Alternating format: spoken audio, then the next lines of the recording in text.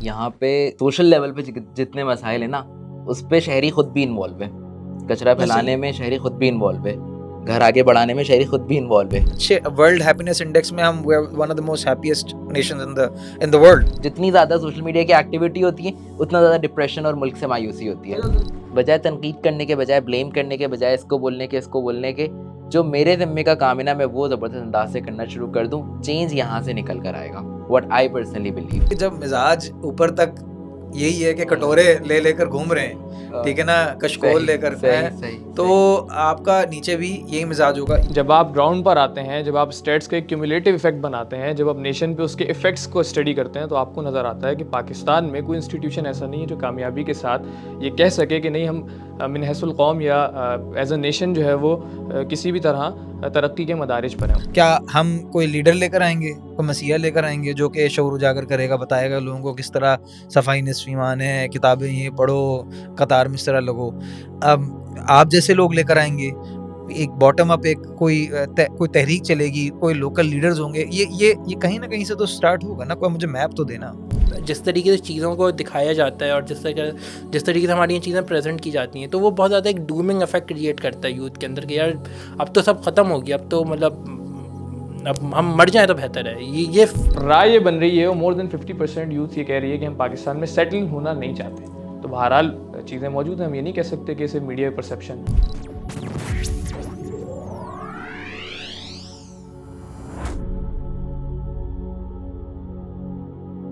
अस्सलाम वालेकुम रहमतुल्लाहि व बरकातुहू। काफ़ी अरसे से, अभी 14 अगस्त भी गुजरा, और मेरे जहन में एक बात बार बार आपके इंटरनेशनल मीडिया में बहुत ज़्यादा सुनते रहते हैं कि पाकिस्तान द फेल्ड स्टेट। तो इस पे थोड़ी बहुत तहकीक करने का मौका मिला, कोशिश की, एक दो इवेंट्स हुए। एहसास ये हुआ कि इस वक्त आपका जो लिटरेसी रेट है वो सबसे लो है अफ़गानिस्तान के बाद, 56%। आपका जो बच्चा, अगर आप 5 ग्रेड के बाद जो बच्चे हैं जो आगे स्कूल कंटिन्यू नहीं करते, उनको मिला लें एजुकेशन लिटरेसी में, तो आपका 30% पे चला जाता है। 28 मिलियन तकरीबन आपके बच्चे मेल न्यूट्रिशन, स्टंटेड ग्रोथ का शिकार हैं। This is more than 50% of the new borns.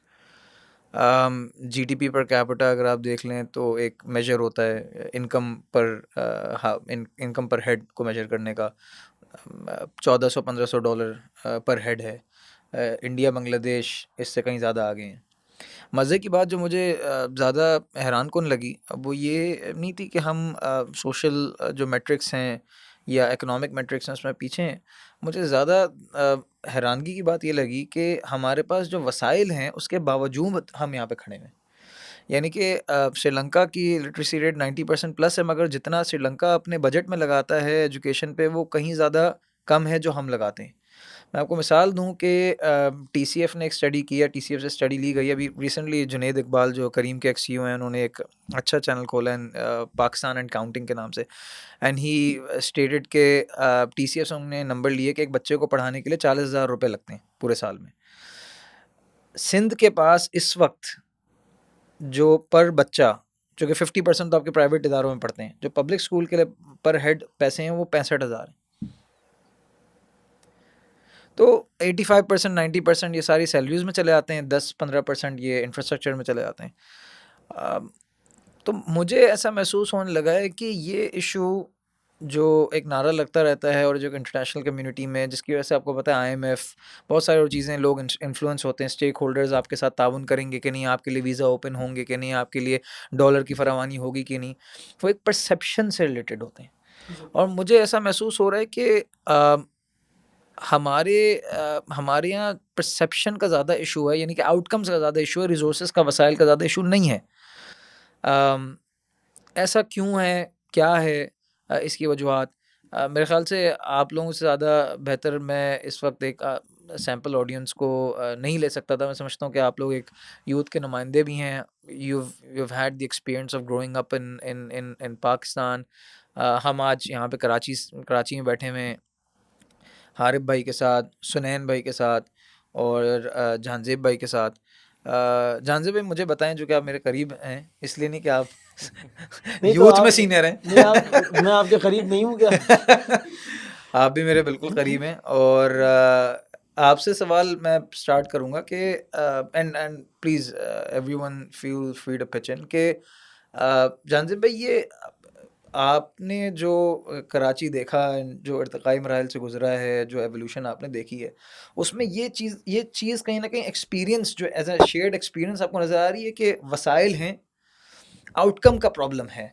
जो हम परसीव करते हैं अपनी जो डेवलपमेंट होनी चाहिए, जिस तरह यानी जो वजूहात हैं, हम ये परसीव करते हैं करप्शन है फॉर एग्जांपल, ठीक है? एक नारा लगता है एग्जैक्टली करप्शन का। आपको पता है कि ग्लोबल वर्ल्ड इंडेक्स के तहत यूएस आपसे ज़्यादा करप्ट है। ऐसे ही वर्ल्ड इनक्वालिटी इंडेक्स में इनक्वालिटी जो अमीर और गरीब तबकाती जो निज़ाम के बीच में जो फ़र्क है ना, उसको मेजर करने के लिए करप्शन उसका एक मेजर होता है। आप समझ लें कि जितनी करप्शन होगी या जितनी इस्तेहसाल होगा माशरे में, जो अमीर तबका होगा अमीर तर होता चला जाएगा। पाकिस्तान में एक गैप बनिस्बतन बड़े डेवलप्ड नेशंस के मद्दे मुकाबिल कम है।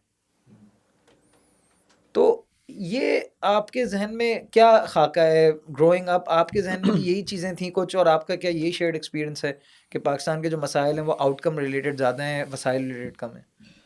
अच्छा मेरा ख्याल है कि दोनों बातें हैं। मिसाल के तौर पे जिस तरह भी आपने जिक्र किया, एक तो शायद दुनिया भर में ये भी होता है कि मीडिया भी बहुत कंट्रोल्ड होता है। यानी मैं आपको छोटी सी एग्जांपल दूं, ये बात सही है कि शहर के अंदर, मुल्क के अंदर हालात बहुत ज़्यादा ख़राब हैं, बदतर भी हैं, और ओवरऑल पूरे इंफ्रास्ट्रक्चर की भी, लोगों की भी सूरत हाल ख़राब होगी। लेकिन मैं आपसे एक अर्ज़ ये करना चाहता हूँ कि अगर आप मतलब रात के टाइम होटलों पे निकलें और बड़े बड़े रेस्टोरेंट्स में भी चले जाएं, तो आप मुझे बताएं, आपको क्या वहाँ लोग, वहाँ सन्नाटा नज़र आएगा? आपको कभी भी सन्नाटा नज़र नहीं आएगा।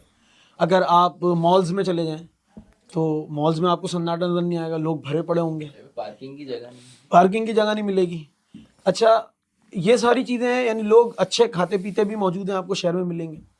फिर सूरत हाल ख़राब होने के बाद भी, मिसाल के तौर पे एक गली है और उस गली के अंदर 10 मेन होल के ढक्कन हैं, लेकिन एक में नहीं है, तो आपको उन 9 का जिक्र कहीं नहीं मिलेगा, उस एक का जिक्र बार बार मिलेगा। ट्रू, सही कह रहे हैं। तो मैंने, ठीक है, ये हो के सारी चीज़ें हैं, मैं तो ये इनकार नहीं कर रहा कि हमारी सरकार करप्ट है।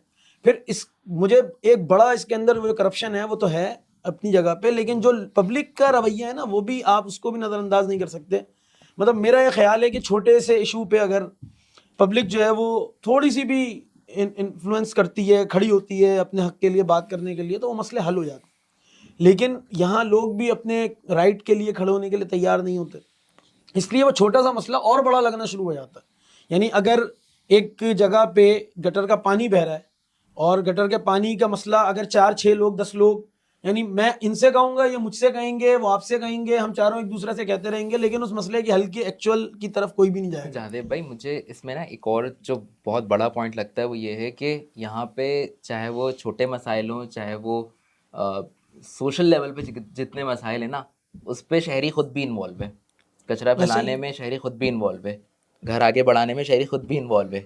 वो कहते हैं ना कि हमें खबर है लुटेरों के सब ठिकानों की, शरीके जुर्म ना होते तो मखबरी हाँ, करते। ऐसा भी है, सही लाइक कह रहे अपने लिए, मतलब उस चीज़ के लिए बंदा निकलेगा कैसे जब उसने खुद सुबह निकलते हुए थैली फेंक के गया है। मैं तो ये देख रहा होता हूँ ना, हमने लिख के लगा दिया, हमने सब कुछ कर दिया, वो जाते हुए सुबह थैली फेंकते हुए जा रहा होता है, उसको मैं पीछे से आवाज़ लगा रहा हूँ, भाई डब्बा है, डब्बे के अंदर डालो। लेकिन नहीं, ये एक कॉमन सेंस, ये चीज़ है ना, वो बिल्कुल ख़त्म होती जा रही है। इसीलिए फिर हम पे लोग भी ऐसी मुसल्लत हुए हुए मगर मेरे ख्याल कि से हमारी आप शायद सुनैन भाई ये कहना चाह रहे हैं कि मैं जो अगर दोनों बातों को समेट सकूं तो वो ये कुछ यूं है कि असल में मायूसी का नाम है ना ये जो हो रहा है। अगर मैं कचरा फेंक रहा हूँ इसलिए चूंकि परसेप्शन मेरा ये है कि यार हर कोई फेंक रहा है, तो हैं। मेरे ना फेंकने से क्या फर्क पड़ जाएगा? मेरे ठीक है एक्शन ना? से क्या फर्क पड़ेगा, मैं क्या कर सकता हूँ? एग्जैक्टली स्वच्छ भारत के नाम से मोदी सरकार ने 2014 में एक ड्राइव स्टार्ट की सैनिटेशन की, और अब जो उसके रिजल्ट्स हैं पूरी मिनिस्ट्री बना दी उन्होंने, और उसकी जो रिजल्ट्स हैं ना, आप यकीन करें, they are not extraordinary. I think 10 million लोगों को उन्होंने सैनिटेशन ड्राइव के ज़रिए क्या कहते हैं क्लिनलीनेस की तरफ लेकर आए, या ओपन डेफिकेशन से उन्होंने निजात दिलवाई। And that number is not astounding. अगर हम अपनी स्टडी करें, हमें भी इस तरह की एवोल्यूशन मिल जाएगी। अगर आप वर्ल्ड बैंक का डेटा देख लें तो जो पॉवर्टी रेट है हमारे यहाँ वो कम होता चला गया है। अगर आप अच्छे वर्ल्ड हैप्पीनेस इंडेक्स में हम one of the most happiest Nations in the world. तो क्या ये मसला है कि इंडिया अपने अहदाफ को बड़े अच्छे तरीके से सेलिब्रेट करना जानता है, मीडिया को उस तरह लेवरेज करना जानता है, और हम यहाँ पे अरशद नदीम की भी सेलिब्रेशन पे कोड़ रहे हैं कि यार ये तो क्या कहते हैं, मतलब उसको उस तरह सेलिब्रेट नहीं कर पा रहे, और हम गवर्नमेंट अगर उस पर अगर कोई किसी तरह की कोई सेलिब्रेशन करना चाह रही है तो या मेडल पहनाना चाह रही हैं हमारी चीफ साहिबा, तो हम उस पर भी कोड़ रहे हैं। हमारा क्या ये मिजाज जो ये मायूसी की तरफ जो है हमारा, क्या ये रीज़न है कि हम एज ए नेशन फिर आप समझ लें कि कलेक्टिवली पे कचरा ही फेंक रहे हैं? नहीं, मतलब आउटकम की बात अगर करें तो वो आउटकम तो इससे रिलेटेड है ना कि यार आप फीड क्या कर रहे हैं अपनी आवाम को, क्या परसेप्शन फीड कर रहे हैं। क्योंकि अगर आप ये परसेप्शन फीड कर रहे हैं कि यार गलियां तो गंदी हैं, तुम भी करो, करप्शन तो हो रही है, तुम भी करो। अच्छा, इसमें एक बड़ा मसला ना, देखिए सियासी शऊर का भी मसला है। यानी सियासी शऊर, जो हमारा सियासी शऊर है बतौर कौम, बहैसियत कौम, उसका भी मामला है। यानी हमें मतलब पॉलिटिकली जहाँ पे हमें मुखालफत करनी है, जहाँ हमें फ़ाइट करनी है, जहाँ हमें लड़ना है, वो एक अलग यानी कि महाज है। और जहाँ हमें सेलिब्रेट करना है अपने मुल्क के लिए, अपने कौम के लिए, हमें चाहिए कि हम यहाँ सेलिब्रेट करें, हम उन दोनों को भी मर्ज कर देते हैं। और उसका नतीजा निकलता है कि हम अगर अपने सियासी शऊर के नतीजे में कोई अच्छे रिजल्ट्स ले सकते हैं कुछ करके, तो वो भी हम नहीं ले पाते, इसलिए कि हम अच्छी चीज़ को भी नेगेटिव परसेप्शन में तब्दील कर देते हैं, तो हम वो पॉजिटिव रिजल्ट्स भी नहीं ले पाते। यानी हम कौम दुनिया को बता सकते हैं कि हम 40 साल बाद ओलंपिक्स में गोल्ड मेडल लेकर आ गए, लेकिन क्योंकि हमारा सियासी शऊर हमें इसकी इजाज़त, यानी इतना पस्त लेवल है कि हम उसके लिए तैयार ही नहीं है कि थोड़ी सी भी जगह किसी को दें। ये बात ठीक है कि कौम बेइंतहा मायूस भी है, और उसकी बुनियादी वजह यही है कि उनके राइट्स, बहरहाल जो उन्होंने अपना हक़ राय दही इस्तेमाल किया उसको कुचला गया। लेकिन ये सियासी शऊर मुस्तकिल जब पैदा होगा, लोगों के अंदर बढ़ता रहेगा, तो ये सारी चीज़ें अपनी जगह पे ठीक होना शुरू हो जाएंगी। और दुनिया के बहुत सारे मुल्क हैं, अभी हाल ही में बांग्लादेश आपकी सामने एक बड़ी एग्जांपल है, और उनकी यूथ है ना, लेकिन यूथ में एक सियासी शऊर था, वो सब चीज़ें हैं। लेकिन इसका मतलब कि इधर मुझे मतलब मेरा ख्याल है कि इधर यहाँ पे ये मामला चल रहा था, और उधर शायद उनकी क्रिकेट टीम खेलने के लिए गई हुई थी। ऐसा ही है ना, कहीं पे उनका टूर्नामेंट चल रहा था, या फौरन इसके फौरन बात कोई अफगानिस्तान में भी यही हुआ उसके चल रहा बाद था। में। तो मतलब ये, इसको हम अगर एक दूसरे के साथ के अगर कोई सेलिब्रेट करना भी चाह रहा है, तो हम बोल रहे हैं ये क्या करे, इससे बेहतर है कि ये बाहर निकल जाए, फला हो जाए, इसको तबाह कर दो, इसका क्या फ़ायदा गोल्ड मेडल का, इसको बोलो यही हार बना के गलियों में घूमता रहेगा। मतलब ये इस तरह के जो जुमले और प्रदर्शन हम देते हैं, ये गलत है। मेरा ख्याल है कि इसके नतीजे में और ज़्यादा मायूसी फैलती है, बजाय इसके कि आप, अब मैं एक एग्जांपल दे रहा हूँ कि मेरे प्रिंसिपल हैं थे स्कूल के एक, तो उन्होंने इसी तरह कोई फेसबुक के ऊपर कमेंट किया कि क्या फ़ायदा, यानी आपके सामने हज़ारों बच्चे आपसे पढ़ के जा चुके हैं, और हज़ारों बच्चों ने आपके साथ अभी पढ़ना है, और आप फेसबुक के ऊपर एक इतना केयरलेसनेस किस्म का जो है वो स्टेटमेंट देते हैं कि मतलब क्या फ़ायदा इस मुल्क में रहने का, और भाई छोड़ो इसको यहाँ से।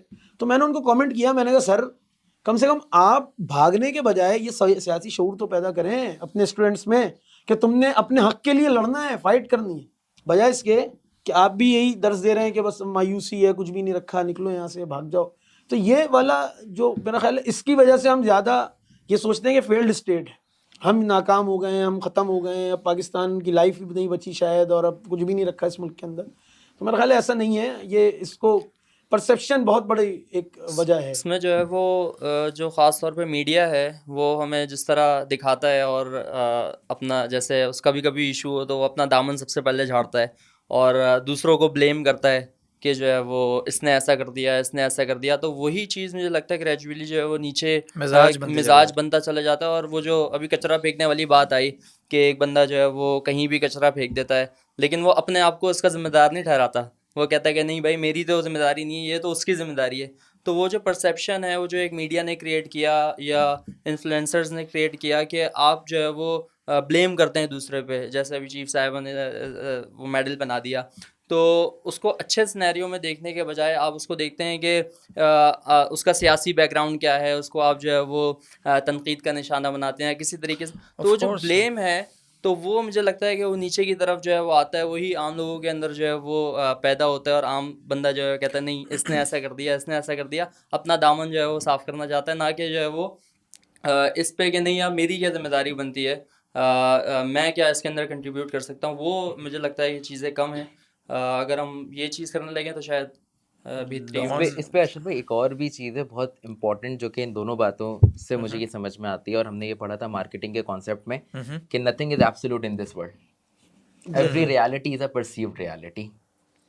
तो मीडिया आपको जो रियलिटी दिखा रहा होता है, लाइक जिन आपने स्टार्टिंग में बात की मीडिया पे जिन कंट्रीज़ ने जो है वो काबू रखा हुआ है, कंट्रोल में है, वहाँ पे वो चीज़ दिखाते हैं जो उनको अपनी आवाम में जो परसेप्शन क्रिएट करना होता है अपने मुल्क के हवाले से, अपनी आवाम के हवाले से, किसी कॉन्सेप्ट के हवाले से। यहाँ पे तो आज़ाद है ना, यहाँ पे तो जो नेगेटिविटी है उसको इतना ज़्यादा प्रमोट किया जाता है कि लगता है कोई पॉजिटिव चीज़ है ही नहीं।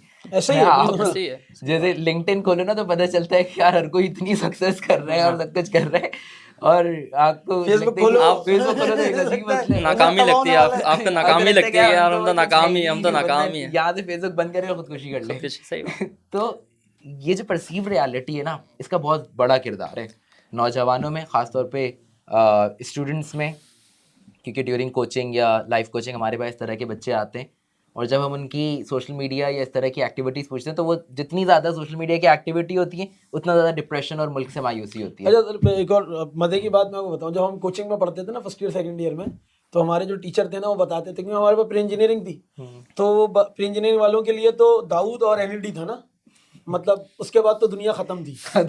तो वो बताते थे कि अगर तुम प्री इंजीनियरिंग में हो और तुमने दाऊद और एनईडी में नहीं गए तो फिर खुदकुशी कर लेना। वो लिटरली बोलते थे, मतलब कि फिर तुम्हारा दुनिया में रहने का कोई फायदा नहीं है, यही तो तुम्हें काम करने हैं, तो दाऊद में जाना है या एनईडी में जाना है। और डाउ मतलब जो प्री मेडिकल थे उनके पास डाउ और एसएमसी के अलावा कोई ऑप्शन नहीं था। तो अंदर ही ना हम घुटना शुरू हो गए थे, क्योंकि आपकी औकात पता थी कि हमारे साथ क्या होने वाला है ना।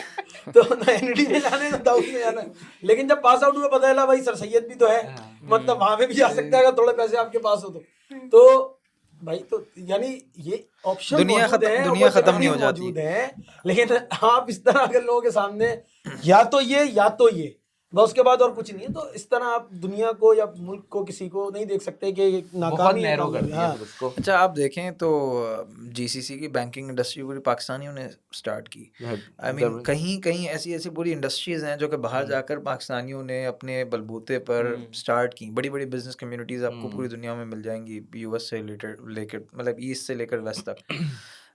हाल ही में वो एक मज़े की बात की कि डॉन न्यूज़ ने एक आर्टिकल निकाला कि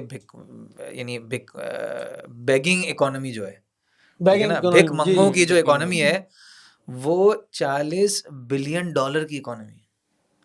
वो कह रहे हैं इसी को टैक्स कर लें ठीक है ना, इसी को टैक्स कर लें तो टैक्स से कुछ पैसे आ जाएंगे। तो किसी ने कहा कि वो यही बात हो रही थी कि जब मिजाज ऊपर तक यही है कि कटोरे ले लेकर घूम रहे हैं, ठीक है ना, कशकोल लेकर हैं, तो आपका नीचे भी यही मिजाज होगा। यहाँ तक कि प्रॉब्लम मैं आपको बताऊं कि पर्सनली यानी हम इतनी जगहों पे बैन हो चुके हैं या इतनी जगहों पे वीज़े के मसले शुरू हो गए हैं कि वो मुझे एक साहब ने कहा कि मैं उम्रे के लिए गया तो कह रहे हैं कि मैं तवाफ कर रहा हूँ, तवाफ हैं काबे के सामने तवाफ कर रहा हूँ, कह रहा पीछे किसी ने मुझे को टैप कर रहा है, मेरे मुझे को टैप करे जा रहा है, मुझे को वो समझ गए कि क्या कहानी है, वो भी कराची यहीं से गए थे। तो वो साहब ने कहा भाईजान मैं बहुत मजबूर हूँ, मेरे बच्चे हैं बाहर, बीवी वेट कर रही है, मेरा बटवा गायब हो गया है, बराए करम आप मुझे 2000 रियाल दे दें। यार 2000 रियाल ही तो मांगने आया हूँ यहाँ पे और क्या करना क्या कर रहा हूँ यहाँ पे तुम भी मांगो मैं भी मांग रहा हूँ, है देने वाला सामने ही तो है, मुझसे क्यों मांग रहे हो। तो ये कहकर वो चले गए। अच्छा बाहर निकले तो कह रहे हैं यार एक और साहब आए, उन्होंने कहा भाई मेरी यानी अतराफ से बाहर निकले तो भाई मेरी फैमिली मसला हो गया है, बटवा गायब है, 2000 है ना। अब मुझे शक पड़ा कि यार ये 2000 रियाल वाली चूंकि मैं इससे पहले 3000 वाली कैटेगरी से भी मिला था मैं कि यार ये कोई स्क्रिप्ट, एक पक्की स्क्रिप्ट है जिसको लेकर चल रहे हैं, एक 2000 रियाल वाली स्क्रिप्ट है, एक 3000 रियाल वाली स्क्रिप्ट है।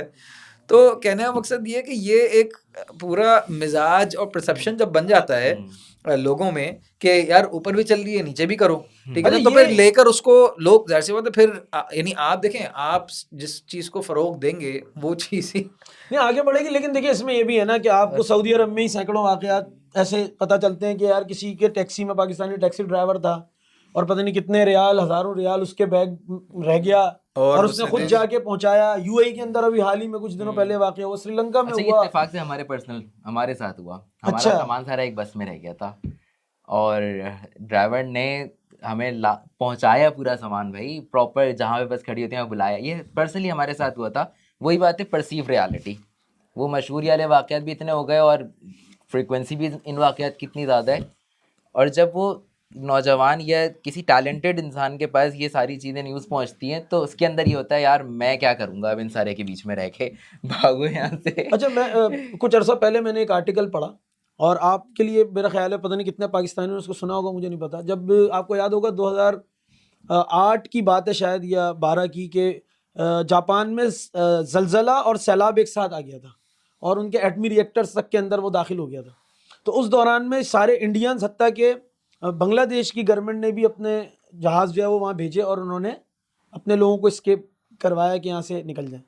लेकिन पाकिस्तानी वो कौम थी कि जो वहाँ से भागी नहीं, बल्कि उनको ये पता था कि जापानी गर्म खाना शौक से खाते, तो वो सिलेंडर वाले चूल्हे लेके उन्हीं इलाकों में चले गए जहाँ पे ये इतना मामला हुआ था, और वहाँ उन्होंने गरम गरम अब वो जापानी हैरान परेशान ये देख रहे हैं कि यार ये कौम कौन लोग हैं जो सब छोड़ छोड़ के हमें भाग रहे हैं, और ये हमें खाने बना बना के खिला रहे हैं।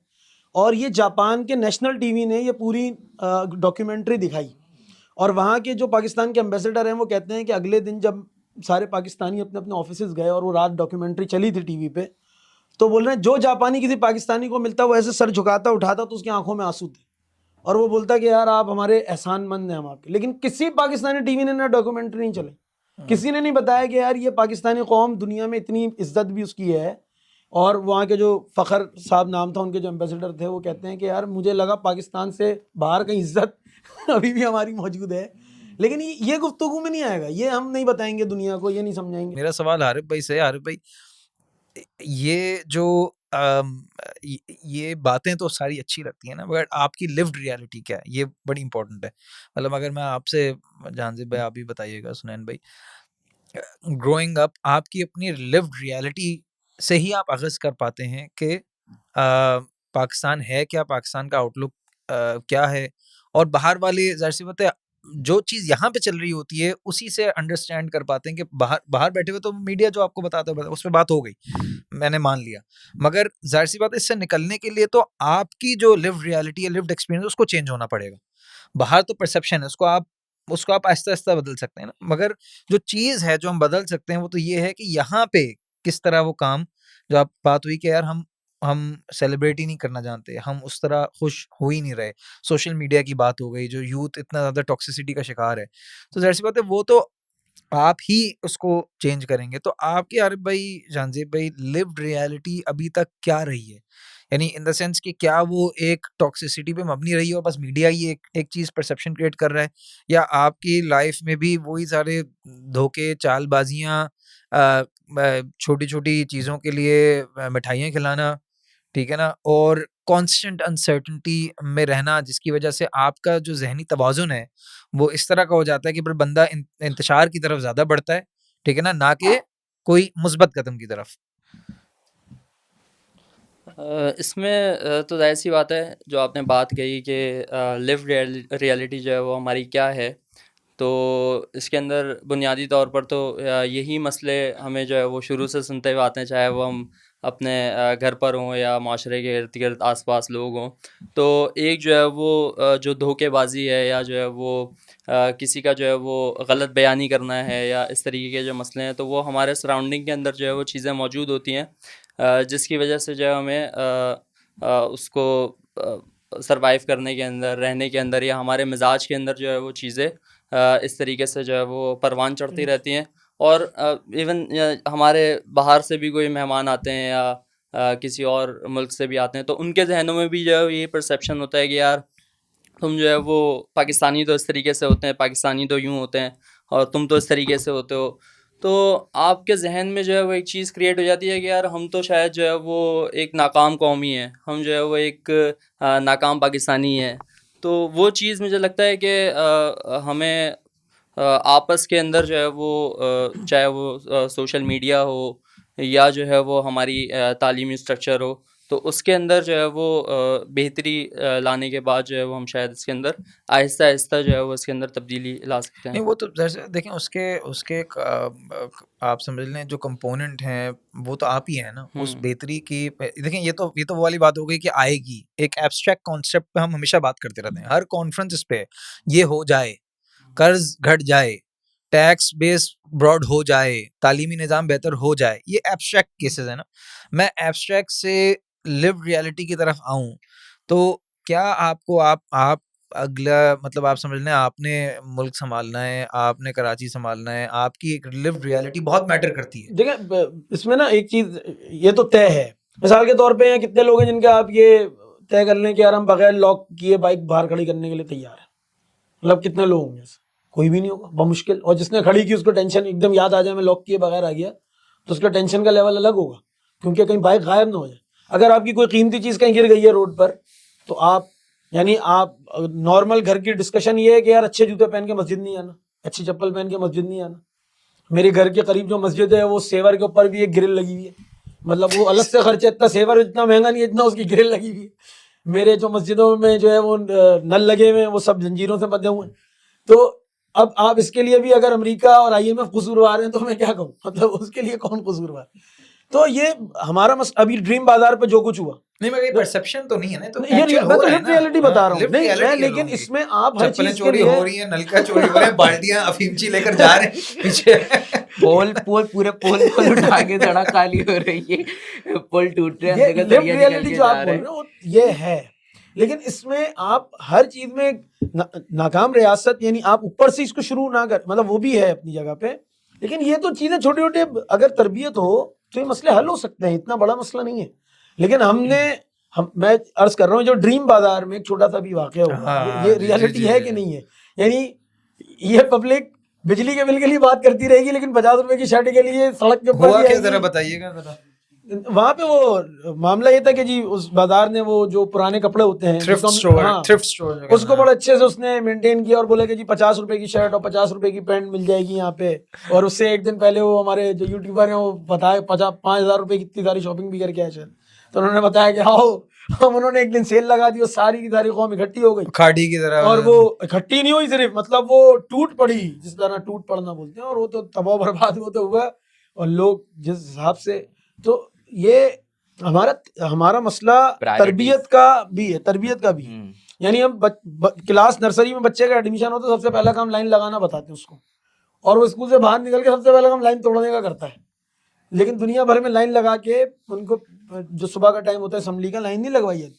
जापान में मेरे नहीं ख्याल असम्बली इस तरह होती होगी कि पाक सर जमीन पड़ते होंगे सब लाइन में लग के, लेकिन उनको लाइन लगाना पता है। तो हमारे शऊर का बुनियादी मसला हमारी तरबियत का भी है, जिससे बहुत सारे मसाइल हल हो सकते हैं। नहीं तो वो कौन उजागर करेगा? देखें खान साहब ने एक किताब पकड़ी थी एरोप्लेन में, मुझे याद नहीं आ रही वो किताब का नाम क्या था, सोल्ड आउट हो गई, सोल्ड आउट हो गई वो किताब। उन्होंने अर्तगल बोला, देखें कहाँ से कहाँ चला हाँ गया वो कहाँ से अर्तगल कहाँ से, अर्तगल ने भी सोचा होगा मैं यहाँ से यहाँ पहुंच जाऊंगा वो वहां से वहां चला गया। तो शऊर कौन उजागर करेगा? कोई बिल्कुल। लीडर आएगा, कोई मसीहा आएगा, या कोई Well, आपके कोई आप हैं जो शऊर उजागर करेंगे? मतलब देखिए ये भी फिर शऊर का ही ये फिर प्लेटफॉर्म है देखिए ना। हाँ मगर ये एब्स्ट्रैक्ट बात हो गई ना कि शऊर उजागर होगा।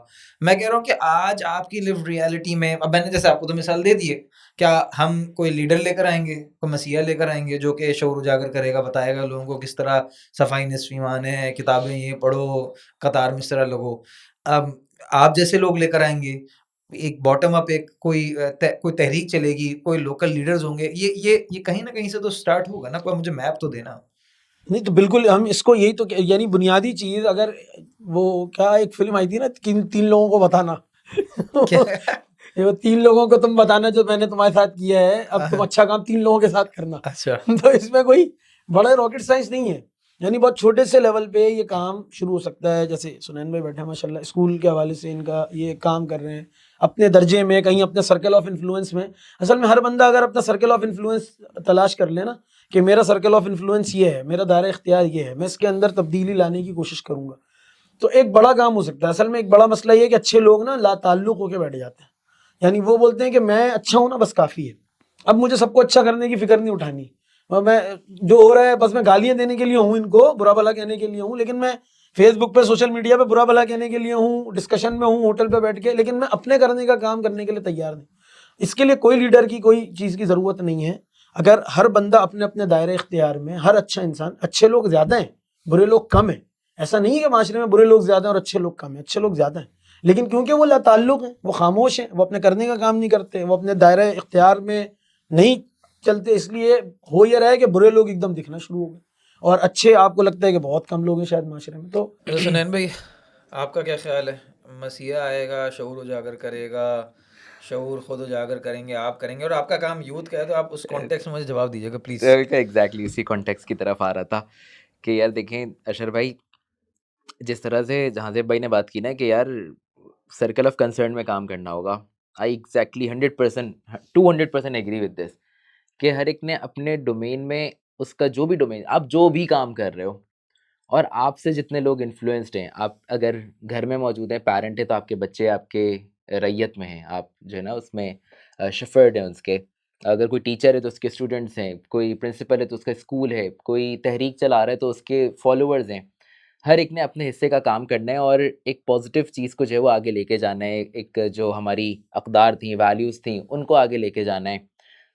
अगर एक टीचर जो है ये ज़िम्मेदारी उठाए कि यार इस बच्चे की ज़िंदगी, इसके रिलेशनशिप्स, इसकी लाइफ मेरी ज़िम्मेदारी है, सिर्फ कोर्स या करिकुलम मेरी ज़िम्मेदारी नहीं है, सिर्फ कुछ नंबर्स मेरी ज़िम्मेदारी नहीं है, तो यार एक पूरा परसेप्शन चेंज हो सकता है। एक बच्चे के पास एक सोर्स मौजूद होगी कि मेरी ज़िंदगी में कोई मसला होता है ना, मैं उस उस्ताद से पूछ सकता हूँ। आज जो है ना ये चीज़ ख़त्म हो रही है, टीचिंग का शुबा कमर्शलाइजेशन की तरफ जा रहा है। मैं पैसे कमाने से बिल्कुल वो नहीं कर रहा है कि यार आप कमाएँ, ज़बरदस्त अंदाज से पैसे कमाएँ टीचिंग में, लेकिन एटलीस्ट वो वैल्यू तो दे उस बच्चे को कि उस बच्चे के पास ज़िंदगी का मकसद मौजूद हो, उस बच्चे के पास ये पता हो कि यार मैं इससे कनेक्ट कर सकता हूँ, मायूसी हो ना तो मैं इसके पास जा सकता हूँ। ये मुझे ना उम्मीद की राह दिखाएगा, इसके पास इतनी रोशनी होगी, ये इतना पॉजिटिव होगा कि ये मुझे जो है ना वो कुछ ना कुछ रोशनी उधार दे देगा।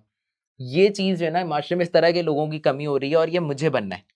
ये हम जैसों को बनना है कि यार हमारे पास इतनी रोशनी हो, इतना ज़्यादा हमारे पास उम्मीद हो, इतना ज़्यादा हमारा कनेक्शन हो अल्लाह ताला से कि हम कहें कि यार नहीं यार करना है, काम करना है।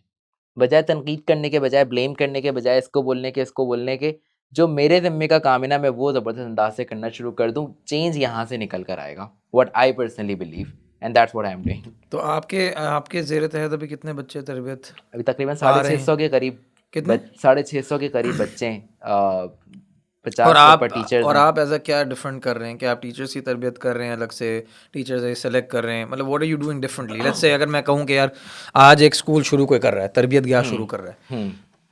व्हाट शुड बी क्या कहते हैं मॉडस ऑपरेंडी कि हमें इस तरह लेकर चलना है, हमें टीचर्स सही सेलेक्ट करने हैं, हमने बच्चों को इस तरह तरबियत, मतलब क्या यूनिक चीज़ आप कर रहे हैं? आपने कहा ना प्राइवेट, तो आप भी प्राइवेट में ऑपरेट कर रहे हैं। जितना ज़्यादा मैक्सिमम हो सकता है आपकी कैपेसिटी में, आप वन ऑन वन कनेक्शन की तरफ जाएं।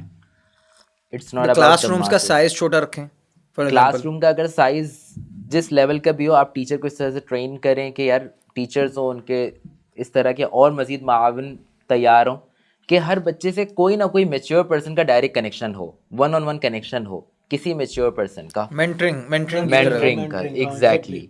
मेंटरशिप। एक बच्चे की ज़िंदगी में अगर कोई मैच्योर पर्सन आ जाता है as a mentor, as a guide, as a coach, वो बच्चा बहुत ज़बरदस्त अंदाज से जो है अपनी ज़िंदगी के मसाइल में आगे उस तूफ़ान में ना निकल सकता है आगे। लेकिन जिसकी ज़िंदगी में ये मेंटर नहीं रहा ना, जिसकी ज़िंदगी में ये कोच नहीं रहा, वो चाहे एज वाइज जितना भी बालिग हो जाए, वो इमोशनली बलूगत तक नहीं पहुंच पाता। हमने कई शादियां देखी हैं जो कि डिग्री ज़बरदस्त थी लेकिन रिलेशनशिप नहीं लेके चल सके उसको, और ना कभी उनको नीड फील हुई, ना कभी उनको इस चीज़ का एहसास हुआ कि वो कुछ गलत कर रहे हैं। राइट। तो ये एक बच्चे की ना एक इमोशनल नीड है, एक इंसान की इमोशनल नीड है कि उसको किसी मैच्योर पर्सन के साथ कनेक्शन मिले, और ये जो है एज अ स्कूल या as a teacher, as a parent, हमारी जिम्मेदारी है कि हम उसको ये चीज़ दें। अरे भाई क्या सोच रहे हैं? मसीहा आएगा, बचाएगा, शऊर पैदा करेगा, रोल मॉडल आएंगे, आप काम करेंगे, होगा क्या यहाँ पे प्रैक्टिकली ऑन द ग्राउंड क्या करना है? और अपने बारे में भी ज़रा बताएं कि आप एग्जैक्टली इसमें क्या रोल अदा कर रहे हैं।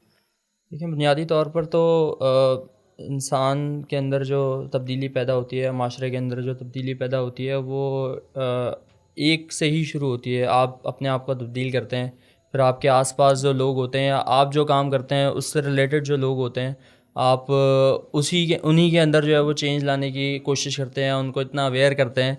चाहे आप किसी भी सेक्टर के अंदर हो, चाहे आप एक टीचर हों, चाहे जो है वो आप कोई बिज़नेस करते हो मिसाल के तौर पे, तो एक बिज़नेस के अंदर भी जो है वो एक साथ वाला जो है वो आपका जो छोटा काम कर रहा है, वो भी देख रहा है कि यार अगर आप जो है वो तोल के अंदर डंडी मारते हैं, आप कोई टीचर तो नहीं है, आप कोई जो है वो कोई प्रोफेसर तो नहीं है, लेकिन जो है वो आपको देख रहा है, वो आप जो है वो तोलते वक्त जो है वो डंडी मारते हैं, तो उसके जहन में क्या होगा कि यार मुझे भी जो है वो क्या करनी है, डंडी मार। तो आपका जो काम है, आप जहाँ पर मौजूद हैं, तो आपसे सामने वाला जो है वो क्या करता है, सीखता है। तो यही बुनियादी चीज़ है कि आप अपने काम के अंदर, आप अपने अंदर जो है वो तब्दीली लाएंगे, तो माशरा जो है वो तब्दीली की तरफ जो है वो जाएगा।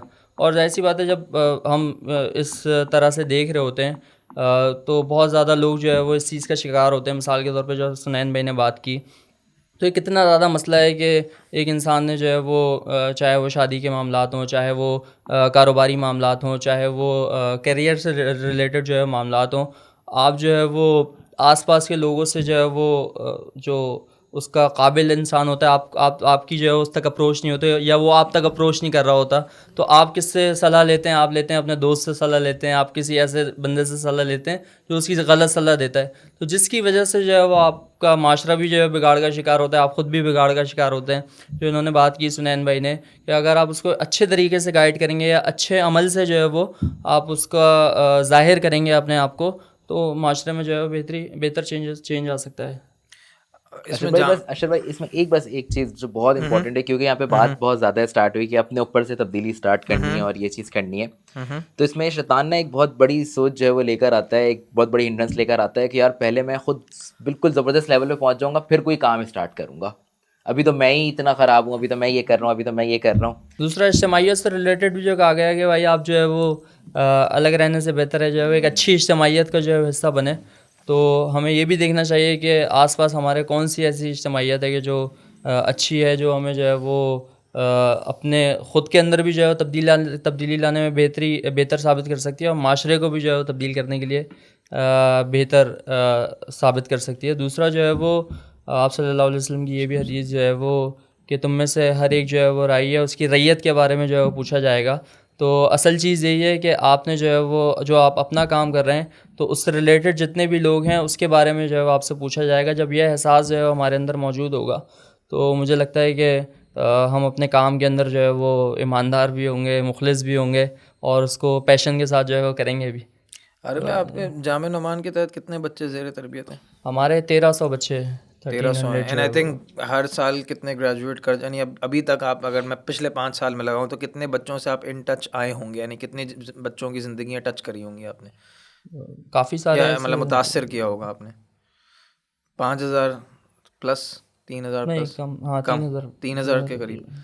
तो इसमें जामे नुमान ने क्या यूनिक अप्रोच अपनाई, क्या डिफरेंट किया? सिलेबस भी वही है क्या? टीचर्स डिफरेंट थे? इसके अंदर जो हमारा जो स्लोगन है वो है तरबियत के साथ तालीम। तो हमारी पहली तरजीह ये होती है कि ऐसी बात है, बहुत ज़्यादा कोई ज़हीन बच्चा होगा जो अच्छा पढ़ने वाला होगा, तो वो ज़्यादा से ज़्यादा मार्क्स ले सकता है, लेकिन लाजमी नहीं है कि जो ज़्यादा मार्क्स ले वो जो है वो माशरे के अंदर जो है एक अच्छा फ़र्द साबित हो। तो असल चीज़ जो है वो तरबियत है। तो हमारी यही कोशिश होती है कि चाहे वो इज्तिमाई तौर पर हो, चाहे इनफरादी तौर पर हो, तरबिया जो है वो उसके चाहे इनफरादी मामलात हों, चाहे इज्तिमाई मामलात हों, तो उससे वन ऑन वन जो है वो मिलकर उसको ये समझाया जाए कि उसके जो भी मसले हैं उसको कैटर किया जाए, ना कि सिर्फ तालीम के हवाले से। तो उससे जो है वो मुझे लगता है कि काफ़ी जो है वो बेहतरी आती है। बल्कि बच्चे जो बहुत ज़्यादा परेशानी का शिकार होते हैं, तो वो परेशानी बिल्कुल मामूली सी होती है, लेकिन उसको इस चीज़ का इदराक ही नहीं होता। वो जैसे ही अपने टीचर से मिलता है, जैसे ही टीचर जो है वो उससे बात करता है, तो उसकी सारी जो है वो परेशानी दूर हो जाती है। जैसे हम डॉक्टर के पास जाते हैं, हम बीमार होते हैं, हमें लगता है कि यार हम बड़े बीमार हैं, चीज़ें हैं, और वो दवाई भी नहीं देता, सिर्फ बात करते हैं, हम हॉस्पिटल से निकलते हैं, यार हमें तो लगता है कि दवाई की ज़रूरत ही नहीं है हमें। तो असल चीज़ ये है कि आप जो है वो वन ऑन वन जो है बच्चे से जो है वो कनेक्ट रहें, उनकी जो है वो तरबियत करने की कोशिश करें, तो जो है वो बेहतरी आती है। और कई चीज़ें ऐसी होती हैं कि जो बहुत बहुत मामूली सी होती हैं, लेकिन बच्चा या बहुत बड़े लोग भी जो है वो इस चीज़ का बड़ा शिकार होते हैं कि यार ये तो बड़ा ही कोई हम किसी परेशानी के अंदर फंस गए हैं, बड़े ही जो है किसी मुश्किल के अंदर फंस गए हैं, लेकिन वो बड़ी मामूली सी होती है। और सबसे अच्छी दूसरी चीज़ ये होती है कि आपको अगर कोई परेशानी है भी तो आप किससे पूछेंगे? अगर आप अपने दोस्त से पूछेंगे तो वो तो आपको मशवरा नहीं दे सकता, जो एक उसका काबिल इंसान जो है मशवरा दे सकता है, जो उस चीज़ से गुजर चुका है। तो ये चीज़ भी जो है वो हमें समझने की ज़रूरत होती है। तो मुझे लगता है कि ये इस चीज़ पे हम ज़्यादा फोकस करते हैं कि ये हम 1-on-1 बच्चे से जो है आई थिंक 2-3 चीज़ें इसमें सामने आई हैं, उसको मैं अगर समराइज़ करूँ, कंक्लूड करूँ और मैं अपना नज़रिया पेश करूँ आप भाइयों के सामने। मेरी ना काफ़ी डिफरेंट, जैसे आज मेरे ख्याल से आज ज़्यादा एजुकेशनिस्ट मेरे साथ आज टेबल पे मौजूद हैं, बड़ा शुक्रगुजार हूँ आप भाइयों ने टाइम निकाला। मगर इकोनॉमिस्ट से ही बात हुई, अच्छा ऑब्वियसली ख़ुद मुताला करने का भी मौका मिला। मुझे ऐसा लगता है कि हर कोई इकोनॉमिस्ट कहता है इकोनॉमी ठीक कर लो सब कुछ सही हो जाएगा, एजुकेशनिस्ट कहता है यार एजुकेशन ठीक कर लो सही हो जाएगा। हर किसी की बात में अपनी दम है। पॉलिटिकल एनालिस्ट कहेगा कि यार अदम इस्तेहकाम जो है ना ये असल सबसे बड़ा प्रॉब्लम है, ठीक है ना। तो मतलब फेडरल लेवल पे वो बंदा कहेगा यार मेरे पास 18th अमेंडमेंट के बाद पैसे नहीं है, बल्दियाती वाला कहता है कि 18th अमेंडमेंट तो हो ही नहीं, नीचे आई नहीं, ठीक है ना। तो इसमें कोई शक नहीं है कि हर तरफ काम करने की ज़रूरत है, नंबर 1। तो इसमें कोई वन स्टॉप सोल्यूशन है नहीं। अच्छा दूसरी बात ये जो सामने आई और मैं आई एग्री विद इट कि हमें ना अंदर इंट्रोस्पेक्शन की ज़रूरत है, यानी अपने अंदर झांकने की ज़रूरत है। बाहर से सोल्यूशन तलाश करने की ना हमारी आदत सी बन गई है। फॉर एग्ज़ाम्पल कोई अदम इस्तेहकाम आता है तो कहते हैं कि भाई जनरल साहब आ जाएं, तो मैं तो वो तो कंप्लेन उन्हीं को कर रहे होते हैं कि यार देखें यार ये हमारे सियासी हरीफ क्या कर रहे हैं हमारे साथ हैं, आप देखें तो देयर इज दिस हर बंदा मसीहा बाहर तलाश कर रहा है। भुट्टो साहिबा ने, आपको पता है जिस तरह के खान साहब ने लेटर लिखे बाहर कि इनको फ़ंड नहीं जारी करें आप, इन्होंने हमारी हुकूमत ये डेमोक्रेसी के अगेंस्ट हैं। यानी अपने मुल्क को यानी इस हद तक आपने नुकसान पहुंचाने के लिए अपनी इस्तेहकाम के लिए, अपने विजन को आगे बढ़ाने के लिए, अपनी सीट को आगे बढ़ाने के लिए, ज़ाती फ़ायदे के लिए हम सब बाहर देख रहे हैं।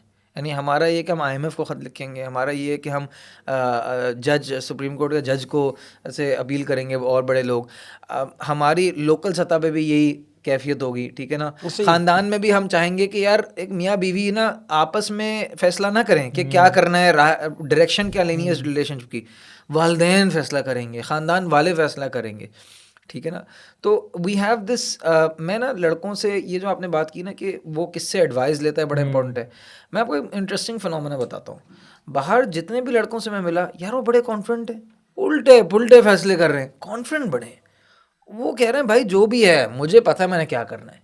यहाँ वाला बेचारा 50 लोगों से वो कह रहा है अशर भाई मैं क्या करूँ, अशर भाई मैं मास्टर्स करूँ, अशर भाई मैं बैचलर्स करूँ। भाई शादी की उम्र हो गई तेरी अभी तक मुझसे ही पूछ रहा है क्या करूं, ठीक है ना।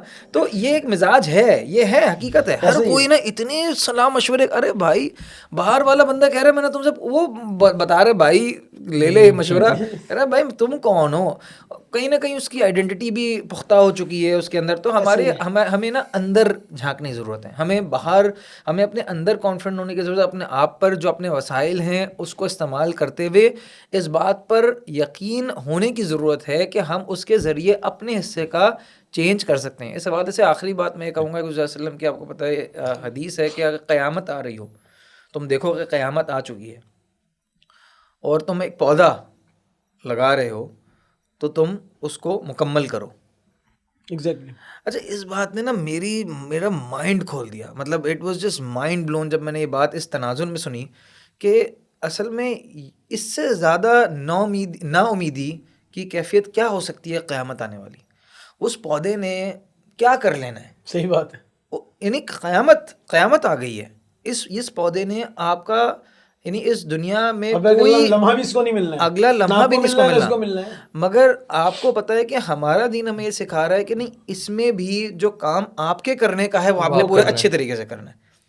तो लिहाजा मेरे ख्याल से this was such an important क्या कहते हैं रेवलेशन, या मेरे जहन में तो ये बहुत बड़ा इंकशाफ था मेरे लिए कि असल में हमारा जो दीन जिसके तहत ही हम पले हैं, बड़े हैं, जिसकी तालीम जो आम हुई है उसके तहत ही हम आज यहाँ पे खड़े में हैं, चाहे हमारा तालीमी निज़ाम जैसा भी हो। तो मेरे ख्याल से सबसे बुनियादी चीज़ तो यही है कि ये नाउमीदी तो हमारा यानी मुक़द्दर बनना ही नहीं चाहिए सिरे से ही हमारे कहीं भी किसी भी ज़िंदगी किसी जुज़ का हिस्सा होना ही नहीं चाहिए।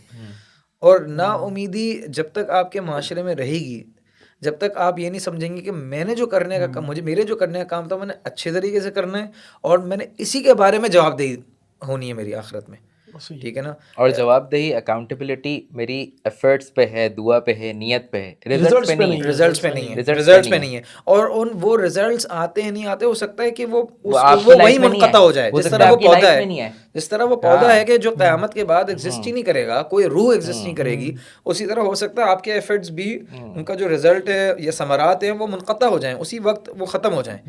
मगर आप अपने हिस्से का काम कर लिया, आपके शिकवे ज़ुल्मत शब से तो कहीं बेहतर था, अपने हिस्से की कोई शम्मा जलाते जाते। इसी के साथ मैं तमाम भाइयों का शुक्रगुजार हूँ कि वो आज आए, और इसी उम्मीद के साथ कि हम एक बेहतर मुस्तकबिल की तरफ अपने पैरों पे चल कर अपने आप पर क्या कहते हैं मुकम्मल एतमाद के साथ एक बेहतर मुस्तकबिल की तरफ बढ़ सकें।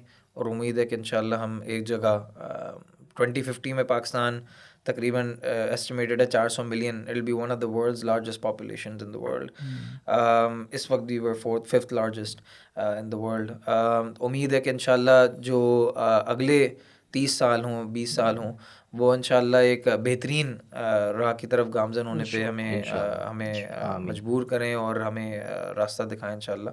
हम आगे इस तरह बढ़ते हैं कि कुछ दिनों से अभी 14 अगस्त भी गुजरा, इंडिया के मद्दे मुकाबल, बांग्लादेश के मद्दे मुकाबल जब हम अपनी सोशल स्टैट्स को देखते हैं, हम लिटरेसी रेट को देखते हैं, मैं फैक्ट्स रिपीट नहीं करूँगा, हम जीडीपी पर कैपिटा को देखते हैं, हम अपनी ह्यूमन कैपिटल इंडेक्स को देखते हैं, हमें काफ़ी यानी हम काफ़ी बॉटम पे नज़र आते हैं। हम अपने पासपोर्ट की रैंकिंग को देखते हैं, काफ़ी बॉटम पे नज़र आते हैं। और अभी पहले भी ये डिस्कशन चल रहा था, तो आई गेस मैं उसी को कंटिन्यू करूँगा कि मुझे ऐसा बार बार महसूस हो रहा है कि ये एक आउटकम प्रॉब्लम है। हम जो बात करते हैं करप्शन, रिसोर्सेज, और हम एक एब्स्ट्रैक्ट आइडियाज़ क्रिएट करते हैं अपने जहन में कि यार ये प्रॉब्लम है और हम उससे मावरा हैं समहाउ, मतलब हम उसका हिस्सा नहीं है, ये प्रॉब्लम, मतलब करप्शन प्रॉब्लम है तो वो लोग करप्ट कुछ लोग हैं, 22 कुछ फैमिलीज़ हैं, ठीक है, मतलब उसमें हमारे ख़ानदान कोई रोल नहीं अदा कर रहा।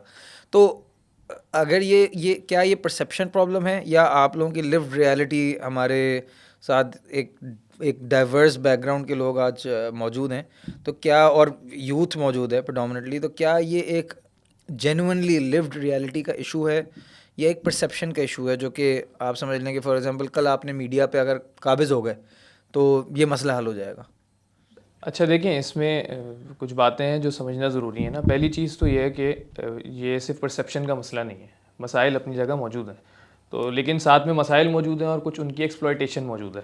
तो जब आप बात करते हैं कि कुछ तो होते हैं मोहब्बत में जुनून के आसार और कुछ लोग भी दीवाना बना देते हैं, तो जुनून के आसार तो बहरहाल मौजूद हैं। आप पाकिस्तान को देखते हैं ना, तो पाकिस्तान का जो हमें स्लोप नज़र आता है वो किसी भी तरह से आप ये नहीं कह सकते कि वो इस वक्त एक चढ़ता हुआ स्लोप है। आप किसी भी इंडेक्स में देख लें, मुमकिन है कि किसी तरह उसको मैनेज किया जाए, मुमकिन है कि किसी रैंकिंग में हम थोड़ा सा इम्प्रूव हो गए हों, लेकिन उस सब के बावजूद जब आप ग्राउंड पर आते हैं, जब आप स्टेट्स का एक क्यूमुलेटिव इफेक्ट बनाते हैं, जब आप नेशन पे उसके इफ़ेक्ट्स को स्टडी करते हैं, तो आपको नज़र आता है कि पाकिस्तान में कोई इंस्टीट्यूशन ऐसा नहीं है जो कामयाबी के साथ ये कह सके कि नहीं हम मिन हैसुल कौम या एज अ नेशन जो है वो किसी भी तरह तरक्की के मदारिज पर हैं। उसकी अभी जो इस वक्त मायूसी की ज़्यादा सूरत हाल है उससे मुताबिकत इतनी नहीं है। वो तो एक दूसरा मसला है कि इस वक्त जो ज़्यादा मायूसी है उसका तो रीज़न पॉलिटिकल है। वो पॉलिटिकल रीज़न इस वजह से है कि भाई देखें, आपने लोगों को एब्सटेन किया कि वो जो राय पेश कर रहे हैं उनकी राय प्रेवेल नहीं कर रही।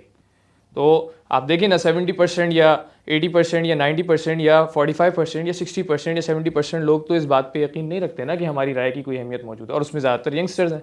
मैं आपको अपनी यूनिवर्सिटी का बताता हूँ। NED यूनिवर्सिटी में हमने रिजीम चेंज के दिनों में, उससे थोड़ा सा पहले उससे थोड़ा सा बाद, मुझे एग्जैक्टली याद नहीं है, हमने एक सर्वे कंडक्ट किया। तो हमारा बिज़नेस कम्युनिकेशन का वो कोर्स था। तो उस सर्वे में 77% लड़कों और लड़कियों ने कहा कि हमें पाकिस्तान में नहीं रहना है। अब उसकी वजूहत जो भी हों, कुछ का ये कहना था कि हम जो है वो पैसे कमा के वापस आ जाएंगे, कुछ का ये कहना था कि नहीं स्टडीज़ के लिए पाकिस्तान सही नहीं है। उसमें बहुत सारे हमने मेजर्स बनाए, लेकिन जो राय ये बन रही है वो मोर देन 50% यूथ ये कह रही है कि हम पाकिस्तान में सेटल होना नहीं चाहते। तो बहरहाल चीज़ें मौजूद हैं, हम ये नहीं कह सकते कि सिर्फ मीडिया परसेप्शन है, ये बात तो इतनी दुरुस्त नहीं है। उस्मान, हमारे एलीट अवाम क्या कह रही है? वो भी भागना चाह रही है यार, इतना तो पैसा है तुम लोग, आराम से बैठ। मुझे किसी ने एक्चुअली कहा, मैं किसी से कॉफ़ी शॉप में मिला यहाँ पर टीपू सुल्तान पर, तो वो आकर, एक स्टार्टअप फाउंडर भी था, मगर आप समझ लें टॉप की जो वन ऑफ द फ्यू जो इम्पोर्टर्स हैं, फैमिलीज़ हैं, उनमें से एक था, ठीक है ना, वो मैं नाम नहीं लेना चाह रहा। तो वो आया, उसने सबसे पहले बात की, भाईजान आप आए क्यों हैं यहाँ पे? यहाँ पे क्या करने आए हो? यहाँ पे तो हम कुछ फैमिलीज़ हैं, हम तो यहाँ पे इसलिए बैठे हुए हैं चूँकि इतना, यानी इतना इस स्केल पे पैसा बन रहा है कि हम यहाँ से उठकर कहाँ जाएंगे, हम कनाडा चले जाएंगे, इधर उधर, क्या फ़ायदा हमें? मगर आपको तो बहुत फ़ायदा है कि आप चले जाएं बाहर। तो एलीट क्लास बहुत सैचुरेटेड हो चुकी है ना, उन्होंने तो अपना कमा रहे हैं, और वो इसीलिए उनका पॉइंट ऑफ व्यू भी ये है कि हमारी तो बनी रही है पैसा, बाहर जाएंगे, पढ़ेंगे, पार्टी कर लेंगे और वापस आ जाएंगे।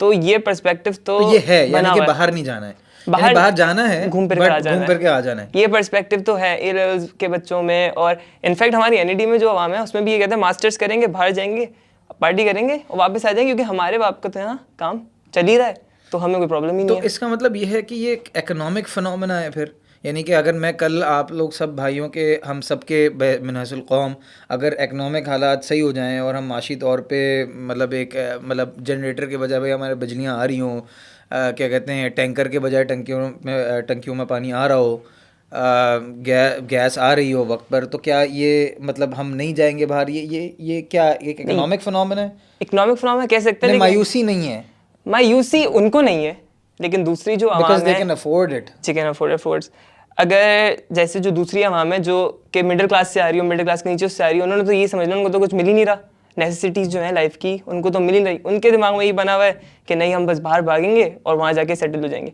ये जो अमीर तबका है ना, इनका ये है कि बाहर जाके भी वो फ्री नहीं रहेंगे, यहाँ पे उनको सारी आसाइशें हैं, वो कुछ भी कर लें वो फ्री हो जाते हैं, वो उनके बाप उनको निकाल लेता है, या वो कुछ भी कर सकते हैं, खेल सकते हैं, गाड़ी चढ़ा दें किसी गाड़ी चढ़ा सकते हैं, वो भी चल ही रहा है, वो गुल अहमद वाला और नताशा नाम था नताशा वाला। ऐसे ही जैसे हमारे स्कूल में ही, स्कूल की बात कर लें, यूनिवर्सिटी की बात कर लें, कोई बच्चा कोई काम करेगा तो उसको सज़ा नहीं देंगे, उसके कोई अब्बू आ जाएंगे, वो रजिस्ट्रार को कॉल कर देंगे या वीसी को कॉल कर देंगे, तो उसकी सेटिंग हो के बात ख़त्म हो जाएगी। तो ये पर्सपेक्टिव गलत है, मतलब जो अमीर तबका है, जो बड़ा तबका है, वो डोमिनेंट है, जो दूसरे जो मिडिल क्लास के ऊपर या छोटे छोटे क्या कहेंगे, मतलब कम कर दी ना आपने बात कर दी ना आपने बात यार, आप छोटे, अच्छा आप छोटे लोग हाँ, मगर पॉइंट ये है कि ये सारी चीज़ें तो दूसरी जगहों पे भी होती है, ऑफ कोर्स, में जहाँ जो है वो रूलिंग एलीट को जब आप चैलेंज करने पर आते हैं, तो उन सबके अपने जो भी उनके मफादात होते हैं वो सब आपस में इंटरलिंक होते हैं, तो वो आपको अपने ख़िलाफ़ काम कभी नहीं करने देते। तो मेरा ख्याल कि पाकिस्तान की आवाम में ये एक हमारा असल में आवाम जो है ना, वो खैर हर जगह की आवाम ही चलती है, मगर अब दुनिया में पूरा ट्रेंड चला है कि जो भी चीज़ पॉपुलर कल्चर में आएगी उसी को चीज़ वो कहेगा, जो लीडर पॉपुलरिज्म की बात करेगा वो आगे उसको लोग प्रमोट करते हैं। और हम अपने सोशल मीडिया पे देखें तो 10-10 हज़ार शेयर्स आए हुए होते हैं फेसबुक की एक पोस्ट पे जो किसी लीडर के बारे में होगी, और हो सकता है कि जिस पार्टी की सोशल मीडिया प्रेजेंस इतनी अच्छी नहीं हो उसके शेयर्स कम हो, मगर हर जगह के ख़ास किस्म के लोगों ने एक अपनी एक थीम बनाई हुई और अपनी एक चीज़ बनाई हुई जिसके मुताबिक वो ज़िंदगी चला रहे हैं और वो समझते हैं कि उनकी ज़िंदगी सही चल रही है। मेरा अपना ख़्याल ये है कि जो मतलब दुनिया में वो कौन सी जगह नहीं है जहाँ चैलेंजेस मौजूद नहीं है। कामयाब कौन फ़र्द होता है? कामयाब वो फ़र्द होता है जो कि उन्हीं चैलेंजेस के दरमियान अपना रास्ता बनाता है। मतलब किसी भी प्रॉब्लम को डील करने के दो तरीके होते हैं ना, या तो आप उसको प्रॉब्लम को आप ये देखें कि भाई इसमें मेरे लिए अपॉर्चुनिटी क्या है, या जो है वो आप ऑब्स्टिकल को देखें कि इसमें कितने मसाइल हैं। तो या तो आप ऑब्स्टिकल फोकस होकर रहेंगे या आप अपॉर्चुनिटी को एक्सप्लॉइट करेंगे। तो मेरा ख़्याल है कि अपॉर्चुनिटीज़ दोनों के लिए हैं, जो हमारा एलीट क्लास है या मिडिल क्लास है, दोनों क्लासेस के लिए हैं। लोअर क्लास के लिए थोड़ा सा हम कह सकते हैं कि उनके लिए इश्यूज़ हैं पाकिस्तान के अंदर, और अभी जो रीसेंट इन्फ्लेशन हुई है तो वो दुनिया भर में, वो खैर उनके लिए हर जगह ही तकरीबन इश्यूज़ हैं। पाकिस्तान इज़ मतलब नॉट एन एक्सेप्शन।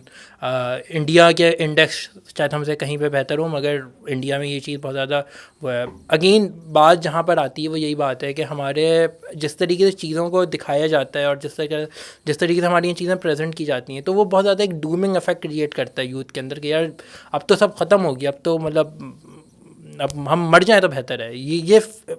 ये वाला जो परसेप्शन बनता है ये शायद लिव रियलिटी से काफ़ी मुख्तलिफ है।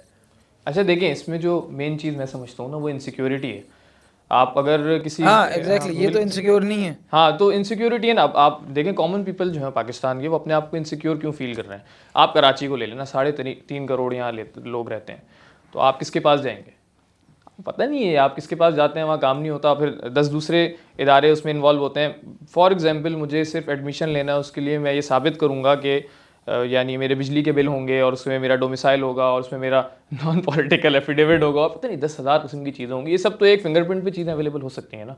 तो इतना आप तंग करते हैं। जो इनसिक्योरिटी वाली बात मैं कर रहा हूँ वो ये है कि देखें, सिर्फ ऐसा नहीं है कि सिर्फ पाकिस्तान से लोग बाहर जाते हैं। गल्फ़ में देख लें या यूएस में देख लें या वेस्ट में देख लें, इंडियंस आपको बहुत बड़ी, कनाडा में तो पंजाबी जो है वो, क्योंकि इंडियन पंजाब की वजह से, वो पाकिस्तानी पंजाब की वजह से नहीं, इंडियन पंजाब की वजह से कनाडा में पंजाबी जो है वो सेकंड या थर्ड मोस्ट मतलब स्पोकन लैंग्वेज बन गई है ना। तो सिर्फ ये प्रॉब्लम नहीं है कि पाकिस्तान से लोग जा रहे हैं, वो तो जिन मुल्कों में कंसंट्रेशन ज़्यादा है पॉपुलेशन की, उन मुल्कों से पॉपुलेशन शिफ्ट हो रहा है उन मुल्कों की तरफ जहाँ कम है और जहाँ लेबर क्लास चाहिए या जहाँ वर्किंग क्लास चाहिए, जहाँ उसकी कमी हो गई है।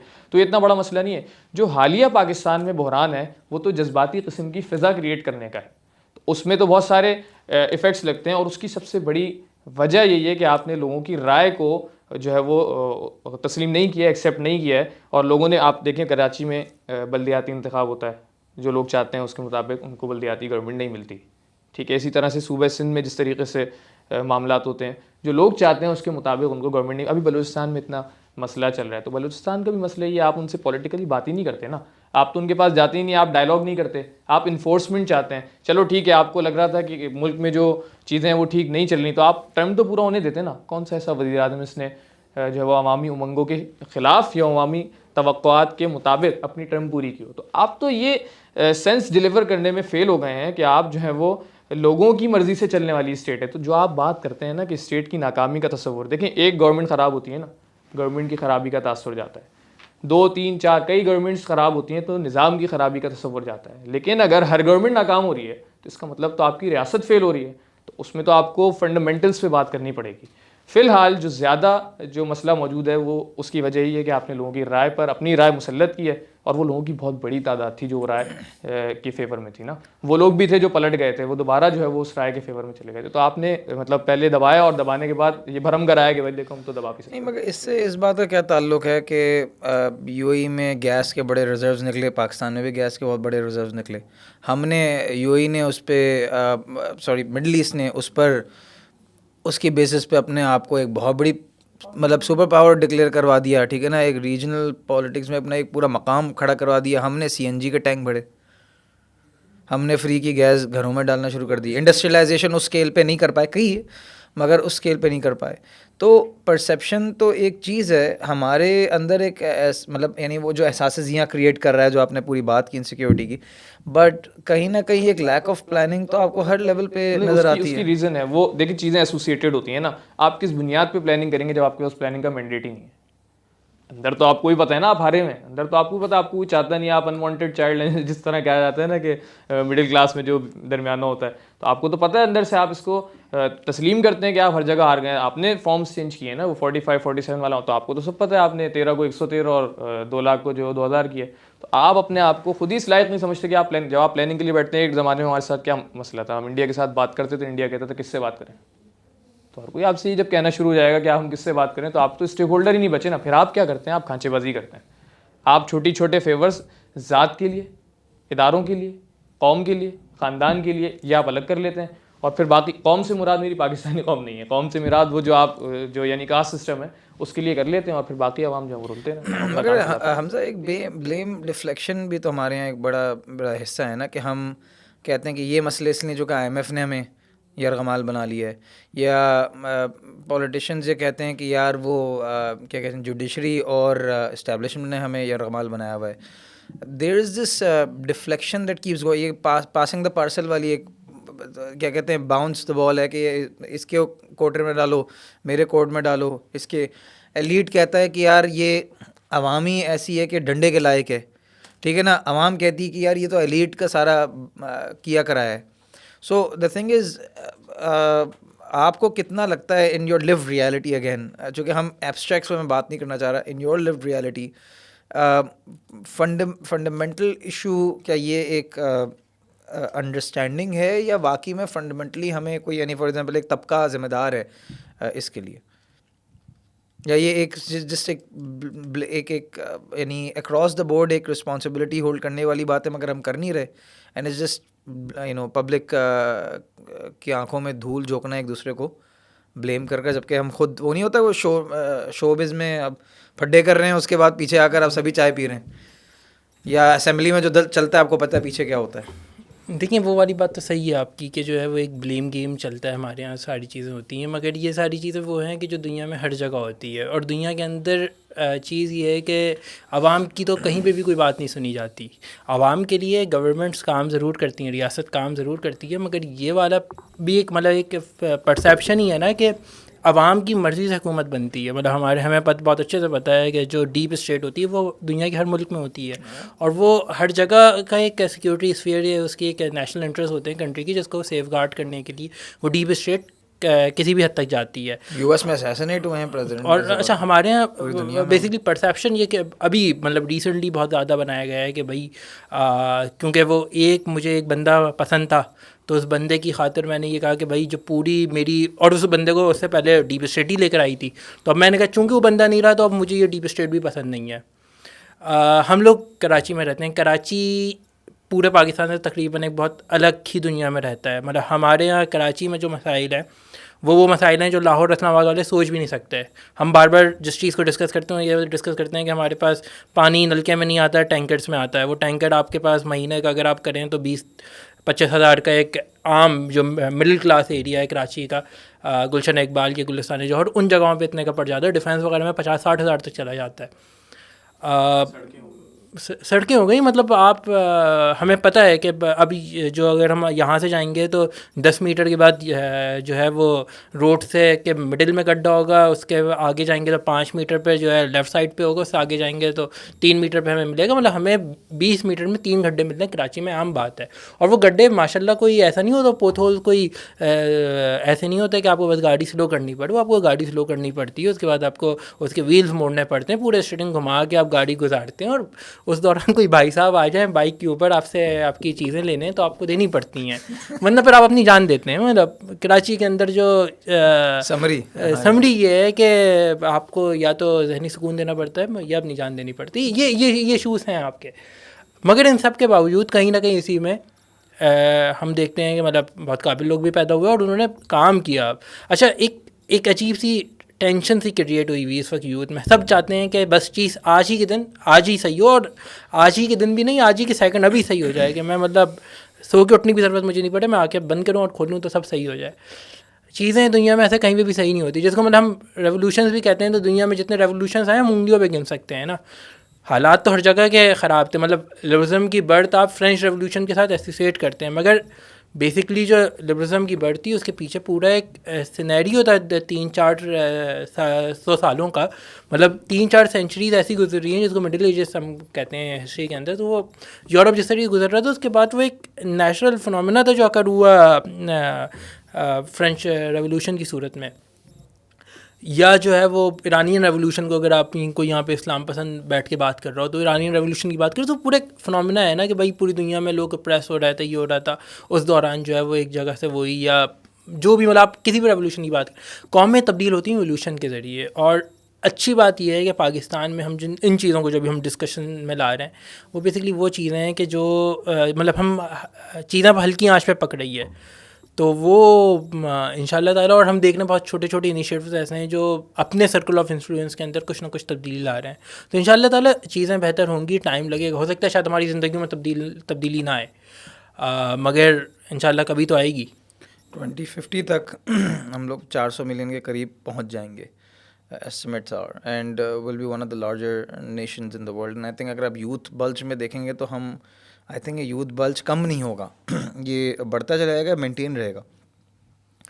बट जो मुझे हमज़ा वाली बात समझ में आई, और मैं ये उस्मान से पूछना चाहूँगा कि ये frustration and the ability to change, एक है मैं फ्रस्ट्रेटेड हूँ, मैं कुछ कर नहीं सकता। आपने इन्होंने कहा ना कि भाई हमारी राय सुनी नहीं जाती, फॉर एग्जांपल मैं इनकी बात अगर ले लूँ फॉर एग्जांपल, एक है कि मैं फ्रस्ट्रेटेड हूँ, मैं कुछ कर सकता हूँ, तो एलीट तो उस बॉक्स में बैठती है कि वो फ्रस्ट्रेटेड अगर है उसको, भाई उसको भी खड्डे नज़र आ रहे हैं। मतलब DHA कौन सा बहुत खूबसूरत चल रहा है, तो मतलब अगर आप उस DHA लाहौर देख लें और इस्लामाबाद देख लें, ज़मीन आसमान का फ़र्क है। नहीं भी वो बुखारी कमर्शियल बनाया है उन्होंने वहाँ के काउंसलर साहब हैं, उन्होंने बहुत मेहनत से बनाया है, वो लगता है दुबई में घूम रहे हैं। को यूके स्ट्रीट का नाम भी दे दिया है। अच्छा, यूके स्ट्रीट का नाम यूके दे स्ट्रीट दिया का नाम दे दिया है। तो ये फ्रस्ट्रेशन आप लोगों को क्यों नहीं है भाई? खैर इसका छोटा सा जवाब है कि अगर कोई बंदा बड़ी गाड़ी में बैठा है, मैं लेक्सस में जा रहा हूँ, मुझे तो खड्डे महसूस ही नहीं हो रहे। खैर तो मतलब आप गाड़ी बदल लें आप। नहीं, इसका हल ये है। अच्छा, लेकिन यार ये अच्छा परसेप्शन है, दिस मैं इज ये वेरी गुड। कहना चाहूंगा कि बंदा लड़ क्यों नहीं रहा। वो बंदा लड़ इसलिए नहीं रहा क्योंकि उनको बचपन से ही ट्रेन किया जा रहा है कि तुमने अपने हक मांगना ही नहीं है। वो बचपन से ही रोबोट बनाया जा रहा है उनको, मतलब उनको बताया जा रहा है कि तुमने ये करना और ये नहीं करना, वरना तुम्हारे साथ बुरा हो जाएगा। अब जैसे मैं तो यूनिवर्सिटी में पढ़ रहा हूँ, तो यूनिवर्सिटी के मसाइल देख पाऊंगा। अभी हमारी फीस बढ़ी तो हमने ना कोशिश की, मैंने और जिंग भाई ने, कि इसके ऊपर थोड़ी रेजिस्टेंस लाएं, एडमिन को प्रेशर करें कि भाई फीसेस क्यों बढ़ा रहे हो, फीस क्यों बढ़ा रहे हो, कम कर दो।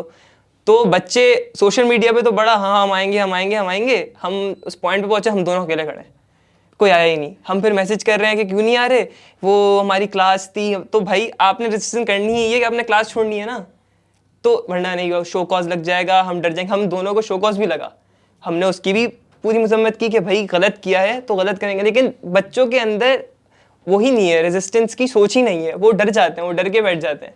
वो तो क्यों होगी? अगर फॉर्च्यूनर में मैं आ रहा हूँ तो और जा रहा हूँ और खड्डे महसूस नहीं हो रहे, तो मुझे क्या ज़रूरत है ये सारी चीज़ें मोल लेने की? और मैं फ़ीस पे कर सकता हूँ फॉर एग्जांपल। वो तो मैं कर सकता हूँ ना, लेकिन हमारी यूनिवर्सिटी में हर तरह की आवाम पढ़ती है, जो अफोर्ड कर सकती है, जो अफोर्ड नहीं भी कर सकती, जो जोड़ के अफोर्ड कर सकती है, तो उनको भी तो रेजिस्टेंस दिखानी चाहिए। लेकिन स्कूल से लेके कॉलेज, कॉलेज से यूनिवर्सिटी, सब में उनके दिमाग में फिट किया जा रहा है, उनको रोबोट बनाया जा रहा है कि आपने रेजिस्टेंस नहीं करनी। और ये क्यों करते हैं? क्योंकि गवर्नमेंट इनसिक्योर है, तो कहती है हमारा तो मैंडेट है नहीं। अब हम अपने मैंडेट को बचाएं कैसे? अपने मैंडेट को ऐसे बचाएंगे कि इनके अंदर ये फिट कर देंगे कि आपने रेजिस्टेंस नहीं करनी, जो कि है बस यही है, और इसी में आपने खुश रहना है। या इन धरनों से कोई फ़र्क नहीं पड़ता, इन चीज़ों से कोई फ़र्क नहीं पड़ता, आपका जो यानी मैंडेट है वो आप चेंज नहीं कर सकते किसी भी तरीके से, अगर चुरा लिया गया एटसेट्रा। हमजा कुछ कह रहे थे? मैं यही कह रहा था कि जब आप फॉर्च्यूनर में बैठते हैं ना, तो सिर्फ खड्डे फील नहीं होते, वो आसपास से जो बाइक वाले गुजर रहे होते हैं ना, वो भी नहीं दिखते।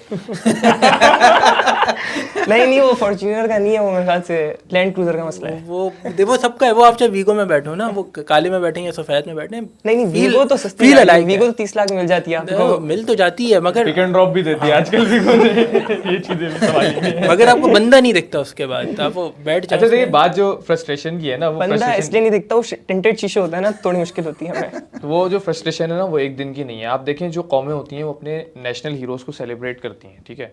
इंडिया को देखें, उनके जो एटॉमिक साइंटिस्ट थे, जो उनके न्यूक्लियर साइंटिस्ट थे, कलाम साहब, तो उन्होंने उनको प्रेसिडेंट बनाया। हमारे जो हमने 92 के अपने वर्ल्ड कप के कैप्टन को बना दिया यार प्राइम मिनिस्टर, और कितना सेलिब्रेट करें? साइंटिस्ट की बात करो, हमने तो यहाँ पे वर्ल्ड कैप्टन को अब आप फिर देखें ना कि नेशनल ऑब्जेक्टिव्स को जो पूरा कर रहा है उसके साथ हम क्या कर रहे हैं। फॉर एग्जांपल जो केस है वो हमारे जो अब्दुल कदीर खान साहब थे, वो एक शेर कहते हुए जो उन्होंने बड़ाई साहब के, शायद जहाँ तक मुझे याद प्रोग्राम में, गुजर तो खैर गई है तेरी हयात कदीर, सितम ज़रीफ़ मगर कूफियों में गुजरी है, नज़रबंद कर दिया उनको। उसके बाद आप देखें पाकिस्तान का सबसे बड़ा एडवोकेट वो था जो कश्मीर में था, सैयद अली शाह गिलानी साहब, उनसे हमने कमिटमेंट पूरा नहीं किया। फिर आप ये देखें कि जिस जगह कुछ पाकिस्तान के लिए एफ़र्ट की गई, वहाँ पे उसको कितना रियासती इदारों की जानिब से, ख़ुद हमारी रियासत की जानिब से सपोर्ट किया। पाकिस्तान में इसकी मिसाल आपके सामने, पाकिस्तान में 1971 का वाक़या हुआ ना, तो उसी वक्त डिफरेंस क्रिएट हो गया था। आपको नज़र आ गया था कौन आपके तुम्हारे साथ है, कौन आस पास तो देखो, कलंदर आने वफा की असास तो देखो। तो आपको पता चल गया था जो पार्टी आपके साथ रही आपने उसको ज़िंदगी भर जलील किया, ठीक है। यहाँ तक कि वहाँ यानी ईस्ट पाकिस्तान में पाकिस्तान का साथ देने की वजह से वहाँ कुछ लोग शहीद हुए, तो यहाँ पे जो है वो उनका मजाक बनाया गया। हमने तो ये भी देखा कि जब एक मूवमेंट बनी थी कि मैसूरी ने पाकिस्तान को वापस लाया जाए, तो वो लोग तो आपके लिए वहाँ बैठे हुए थे ना, वो जो कॉक्सेस बाजार कैंप था और वगैरह वगैरह। मैसूरी ने पाकिस्तान, जो बांग्लादेश की बिहारी आबादी थी, वो तो पाकिस्तान आना चाहती थी, उन्होंने इलेक्ट किया था कि हम पाकिस्तान जाएंगे। तो जब उनका जहाज़ आया तो उस वक्त हमने जो है वो कॉम पर स्नो खड़ा कर दिया और वहाँ नारे लगे कि बाहरियों बांग्लादेश वापस जाओ, पाकिस्तान हमारा है। और हमने जगह जगह यूनिवर्सिटीज़ में देखें आप, कायद आज़म यूनिवर्सिटी है, इस्लामिक यूनिवर्सिटी है, दो बड़ी यूनिवर्सिटीज़ हैं जहाँ की पॉलिटिक्स इंटरनेशनल पॉलिटिक्स को, सॉरी पाकिस्तानी पॉलिटिक्स को इफेक्ट करती हैं, या पंजाब यूनिवर्सिटी, उसके अंदर आपने जानबूझ के अपने नज़रिए के मुखालिफ, पाकिस्तान जिस नज़रिए पे बना है उसके मुखालिफ आपने इलाकाई एलिमेंट्स को खड़ा किया, आपने स्टूडेंट्स यूनियन को बैन किया। ये वो स्टूडेंट्स यूनियन थी जो हर जगह पाकिस्तानियत को प्रमोट करती थी। तो आप हर इंस्टीट्यूट को, हर अपने वफादार को अगर क्रश करते जाएंगे, किसी एक का भी साथ नहीं देंगे, तो आखिर में आप खुद अकेले खड़े हो जाएंगे। जब आपने एक टाइम पे क्या किया कि मुजाहिद खड़े किए, उनको तैयार किया, और जब वो मुजाहिद जो है वो जिहाद करने लगे, जब वो आपके कंट्रोल से बाहर हो गए, तो आपने उन्हीं को टेररिस्ट करार दे के कभी यहाँ मारा, कभी वहाँ मारा, कभी यहाँ बेचा, कभी वहाँ बेचा। तो इस तरह कौन आपके साथ चलेगा? फिर तो ये तासुर बढ़ता चला जाएगा, गहरा होता चला जाएगा कि इनका तो साथ देने ही बेवकूफ़ है। हाँ, लेकिन उसके बावजूद भी मैं ये समझता हूँ कि देखें, चैलेंजेस हर जगह के होते हैं, और निस्बतन बाकी ममालिक से यहाँ के चैलेंज आपके लिए आसान है एंड्योर करना, क्योंकि आप यहाँ पैदा हुए। जो कल्चर होता है ना, वो हमारा यानी गार्ड भी होता है। अब एक पाकिस्तानी जब बाहर जाता है, उसको जो चैलेंजेस पेश आते हैं वो उसके लिए रिलेटिवली मुश्किल होते हैं उन चैलेंजेस से जो उसको यहाँ फेस करने पड़ेंगे। तो आपको इस पर हिकमत अमली बनानी पड़ेगी, इंस्टीट्यूशन से काम करना पड़ेगा, कुछ इदारे सेट करने होंगे, कुछ नेशनल गोल्स और ऑब्जेक्टिव्स बनाने होंगे जो इस पर काम तो करें कि हम किस तरफ लेकर जाना चाहते हैं, हमारे गोल्स क्या हैं, हमारे अज़ाइम क्या हैं, हम बहैसियत कौम किन चीज़ों पर स्टैंड करते हैं और हम कहाँ ले जाना चाहते हैं अपने मुल्क को। तो ये तो किसी को पता ही नहीं। यार कि स्टूडेंट इलेक्शन आने वाला है क्या? पता नहीं, ये ज़हीम उसी की तैयारी कर रहा है, मुझे तो लग रहा है ज़हीम नहीं, ये वैसे ज़हीम भाई स्टूडेंट पॉलिटिक्स तो अब हमारी यूनिवर्सिटीज़ में बैन हुई हुई है, तो ये इंशाल्लाह ताला कहीं नहीं जाएंगे, यही रहेंगे। ये असल में वो है कि बस एक इस उम्र में होता है ये, इंशाल्लाह ताला जब आपको अभी 10-20 साल के बाद ये मिलेंगे, तो ये भी किसी जो है वो ब्यूरोक्रेसी में किसी अच्छी पोजीशन पर होंगे और वहाँ बैठ के यही बता रहे होंगे कि भाई सिक्योरिटी स्फीयर क्या होता है, क्या होता है। तो ये हमारे यहाँ है, ये कायद आज़म यूनिवर्सिटी में बात ही, वहाँ के बच्चे कहाँ लम्स के बच्चे जब तक पढ़ रहे होते हैं तो बहुत अच्छी बात कर रहे होते हैं कि भाई पाकिस्तान को हम ही को बनाना है, और उसके बाद जाके वो पाकिस्तान के साथ क्या करते हैं। और मैं किसी का नाम नहीं लेना चाहता, मेरे अपने बैचमेट्स थे ए लेवल्स वगैरह के, मुझे लगता था किताबें पढ़ते हैं तो हाथ पढ़ना शुरू कर दिए। बट नहीं, ये देखिए अब आप वो वाली बात कर रहे हैं, मगर चीज़ यही है जो हमारे सामने दिखता है वो ही बिकता है ना, तो बात तो हम उसी की करेंगे। जैसे मैं एक बात कहता जाऊं कि अभी तक ना मुझे हमेशा ये महसूस होता है, और आप लोग यानी you are part of the lived reality of Pakistan, ठीक है ना। ये एक क्या कहते हैं, किसी खैबान की लिव्ड रियलिटी है, ठीक है ना, आपकी किसी कराची किसी और गोशे की आप लिव्ड रियलिटी हैं आपकी। बट मुझे अभी भी ऐसा लगता है कि जब मैं आपसे बात कर रहा हूँ, सबसे बात कर रहा हूँ, मुझे एक एब्स्ट्रैक्ट में बातें बहुत मिल रही हैं। यानी आई फील कि बहुत सारी बातें अभी मुझे ऐसा लग रहा है कि ये एक वो है कि कोई करेगा तो होगा। तो क्या यहाँ पे कोई उम्मीद है आपको जो ग्राउंड लेवल पे नज़र आ रही है? अभी आप लोगों ने तो खैर आप लोगों को शो कॉज ही मिल गया, कोई और तो साथ था नहीं, तो आई डोंट थिंक ये शायद सवाल आपके लिए सूटेबल भी होगा। बट कोई वैसे जनरली हमज़ा भाई, बाकी उस्मान, ज़हीम, कि कोई आपको मुझे यूज़ केस भी तो बताएं ना। आप कह रहे हैं कि यार हर तरफ होता है, मगर वो अपनी चीज़ों से, मतलब इंडोनेशिया सुहार्टो के टाइम पे क्या था, आज क्या है, ठीक है ना। आप इस तरह कहीं मलेशिया को देख लें आप, ठीक है ना, आप सिंगापुर को आप देख लें, वेस्ट लैंड था, एंड यू नो हम कहाँ पे आज खड़ा हुआ सिंगापुर। टर्की एक ऐसी एवोल्यूशन से गुजरा है कि इट्स जस्ट फिनोमिनल। मैं आपको यकीन करें, मैं ये बात काफ़ी लोगों से कह चुका हूँ, इस्तांबुल की हवा एग्जैक्टली कराची की हवा है, एग्जैक्टली कराची की हवा है। और मैं जितना घूमा मुझे इतना दुख हुआ इस बात का कि अगर यहाँ पे आप ये मैंग्रोव्स कटिंग नहीं करते, जितनी आपने ये हरियाली बंद नहीं की ना, तो इतनी खूबसूरत और मीठी हवा आती, जुलाई अगस्त में भी आती, और आपका टूरिस्ट भी आ रहा होता। सदर को आपने कोई एक ऐसी कोई शाकार बना देना था, जिस तरह उन्होंने अपनी आया सोफिया को बना दिया है और ब्लू मॉस्क को बना दिया है। यार यकीन करें, वहाँ पे भी ऐसा कोई नहीं कचरे का बड़ा ज़बरदस्त निज़ाम हो, मगर आप जाएं, आपको जो समुंदर है वो क्लियर नज़र आएगा, साफ़ सुथरा नज़र आएगा। ठीक है ना, आपको एक बेसिक निज़ाम नजर, यानी ऐसा कुछ नहीं है कि भरा हुआ है, नहीं देखिए भरा इसमें हुआ है तो- इस वक्त। बल्कि 1960s का जो कराची था तो वो यूरोपियन डिप्लोमेट्स के लिए रिटायरमेंट डेस्टिनेशन था कि मतलब यहीं आके बसना है अब, तो हमने क्या बना दिया। नहीं, ये इस्तांबुल की जो आप बात कर रहे हैं ना, तो उसकी तो कल्चरल हेरिटेज बहुत ज़्यादा है। वो तो कॉन्स्टेंटिनोपल था, वो तो रोमन एम्पायर का जो मस्कन था, ठिकाना था, तो वो तो मिसाल कराची से मैच ही नहीं रखती। और दूसरी बात ये कि वहाँ जितनी आप मॉस्क कह रहे हैं वो कोई उन्होंने मॉडर्न स्टेट ऑफ तुर्की ने थोड़ी बनाई हो, तो एम्पायर्स ने बनाई। एम्पायर्स कोई काम बहुत आसानी से कर लेती हैं, उनके पास तो पूरा इख्तियार होता है। मैं बादशाह हूँ भाई, मेरा दिल चाह रहा है मैं अपना हरम बनाऊँ, मैं वो भी जो वाइट स्टोन से बनाऊँगा, मेरा दिल चाह रहा है मॉस्क बनाऊँ, मैं वो भी बहुत आलीशान बनाऊँगा। बात इसकी नहीं हो रही। बात अगर आप ये कहना चाह रहे हैं कि रे ऑफ होप क्या है, जो आपने सवाल किया था, और आप इस एज ब्रैकेट में देखना चाह रहे हैं जो कि पाकिस्तान में सबसे ज़्यादा है और बहैसियत मजमूई इस बेल्ट में ही सबसे ज़्यादा है, साउथ एशियन बेल्ट में सबसे ज़्यादा है, उम्मत मुस्लिमा सबसे ज़्यादा है, तो देखिए हम बिल्कुल मायूस तो नहीं है। ये अलग बात है कि एक इस वक्त एक ख़ास फेज़ में कौम मौजूद है और वो फेज़ बड़ी इमोशनल किस्म की फेज़ है और वो बहुत ज़्यादा कनेक्टिविटी लॉस्ट फेज़ है, जिसमें हम अपने इदारों से, अपनी जो है वो पूरी सिस्टम से मुतमईन नहीं है। लेकिन कौमों की ज़िंदगी में 4 साल, 5 साल, 10 साल, 50 साल, 100 साल, इवन 150 साल भी इतना ज़्यादा मैटर नहीं करता। लेकिन ये काम कौन करेगा? ये सारे सितम कोई तो गिराएगा, तो उसकी तरफ कोशिश करनी चाहिए, अपनी क़यादत की तरफ देखना चाहिए। अगर नहीं होती तो ख़ुद तैयार होना चाहिए।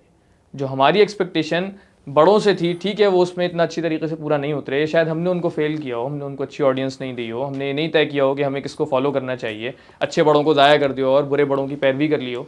लेकिन अब हम उस राह पर मौजूद हैं जहां हमारे पास सबसे ज़्यादा इम्कानात मौजूद हैं कि अब सोचने समझने वाले किसी एक सॉल्यूशन का इंतखाब करें, क्योंकि इससे ज़्यादा डिज़ास्टर क्या हो, तो जितना बड़ा थ्रेट होता है उतनी बड़ी अपॉर्चुनिटी भी होती है ना। तो कोई रास्ता तो निकालेगा, कोई आएगा, देखिएगा आप। लेकिन अब जो आएगा उसके लिए मौक़े क्रिएट करना, उसके लिए ग्राउंड तैयार करना। एक ओपनर होता है ना, वो खेल रहा होता है तो उसका दिल चाहता है कोई फिनिशर आए और वो ख़त्म कर दे अगर आप सेकंड इनिंग्स में। तो हम बस ग्राउंड बना रहे हैं, इंशाल्लाह कोई आएगा जो इन एबिलिटीज़ के साथ इसको पावर हिटिंग के साथ पार लगा देगा। अच्छा, मेरा वैसे मैं उस बिफोर वी कंक्लूड उस्मान की तरफ में आऊँ, 15% पाकिस्तानी के पास पर वर्ल्ड बैंक अकाउंट है, एक्सेस टू बैंक अकाउंट है। इंडिया में परसेंटेज 75% है। आप पान वाले के पास भी चले जाएंगे तो वो UPI के ज़रिए आपको पेमेंट कर देगा, ठीक है ना। आपने एक बार कोड स्कैन करना है। अभी हमने चाय मंगवानी थी, एक मुसीबत बन गई, ठीक है ना। वो पैसे हैं तुम्हारे पास नहीं है भाईजान, तो इट्स नॉट कि ये फिक्सेस कोई बहुत कॉम्प्लिकेटेड फिक्सेस हैं। सादा पे आया, इजी पैसा आया, मतलब एनेबलिंग इन्वायरमेंट क्रिएट कर दें आप, बहुत कुछ हो सकता है। मेरा नहीं ख्याल कि वाल एग्री, ठीक है, एक मतलब वो बहुत सारी बातें तुमने की इन टर्म्स ऑफ दिस, जो एक परसेप्शन है अवाम का, रिलेशनशिप इक़्तिदार मुक़्तदर अफराद के साथ, और मुक़्तदर अफराद इसको कहाँ लेकर जाना चाहते हैं, उनको भी देखना चाहिए, उनको भी सोचना चाहिए। बट कुछ चीज़ें तो मुझे बहुत ऑब्वियस लगती हैं, मतलब यानी ये बिल्कुल, मैं आपको बताऊँ इसकी मिसाल क्या है। आप एक औरत को बैंक अकाउंट ही नहीं खोलने देंगे और उससे बोलेंगे तुम्हारे मियाँ के, उससे 50 आप सवाल करेंगे और उसकी क्या कहते हैं मैरिज सर्टिफिकेट भी मंगवा लेंगे और पूरी दुनिया जहाँ के डॉक्यूमेंट भी मंगवा लेंगे।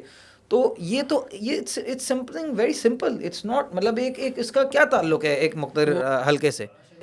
हमारे यहाँ बहुत सारी चीज़ें जुगाड़ पे चलती हैं, तो स्मगलिंग हमारे पास इसलिए अलाउ कि एक जुगाड़ है।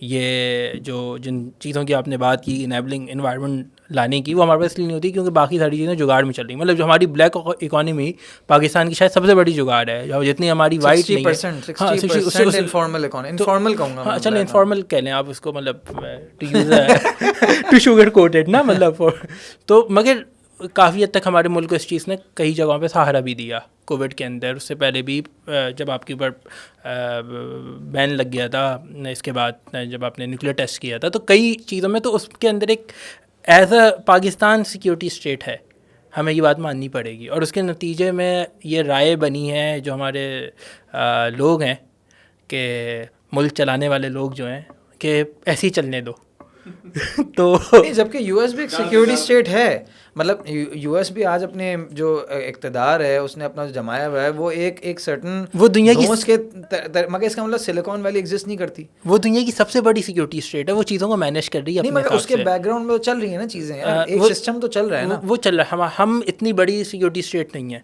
हम जितनी हैं तो हम उस लिहाज हम यूएस हमारा एम ये होना चाहिए कि हम उतनी बड़ी बन जाएं। तो एनीवेज सब भाइयों का शुक्रिया, अब अगली बार के लिए इजाज़त, अल्लाह हाफ़िज़।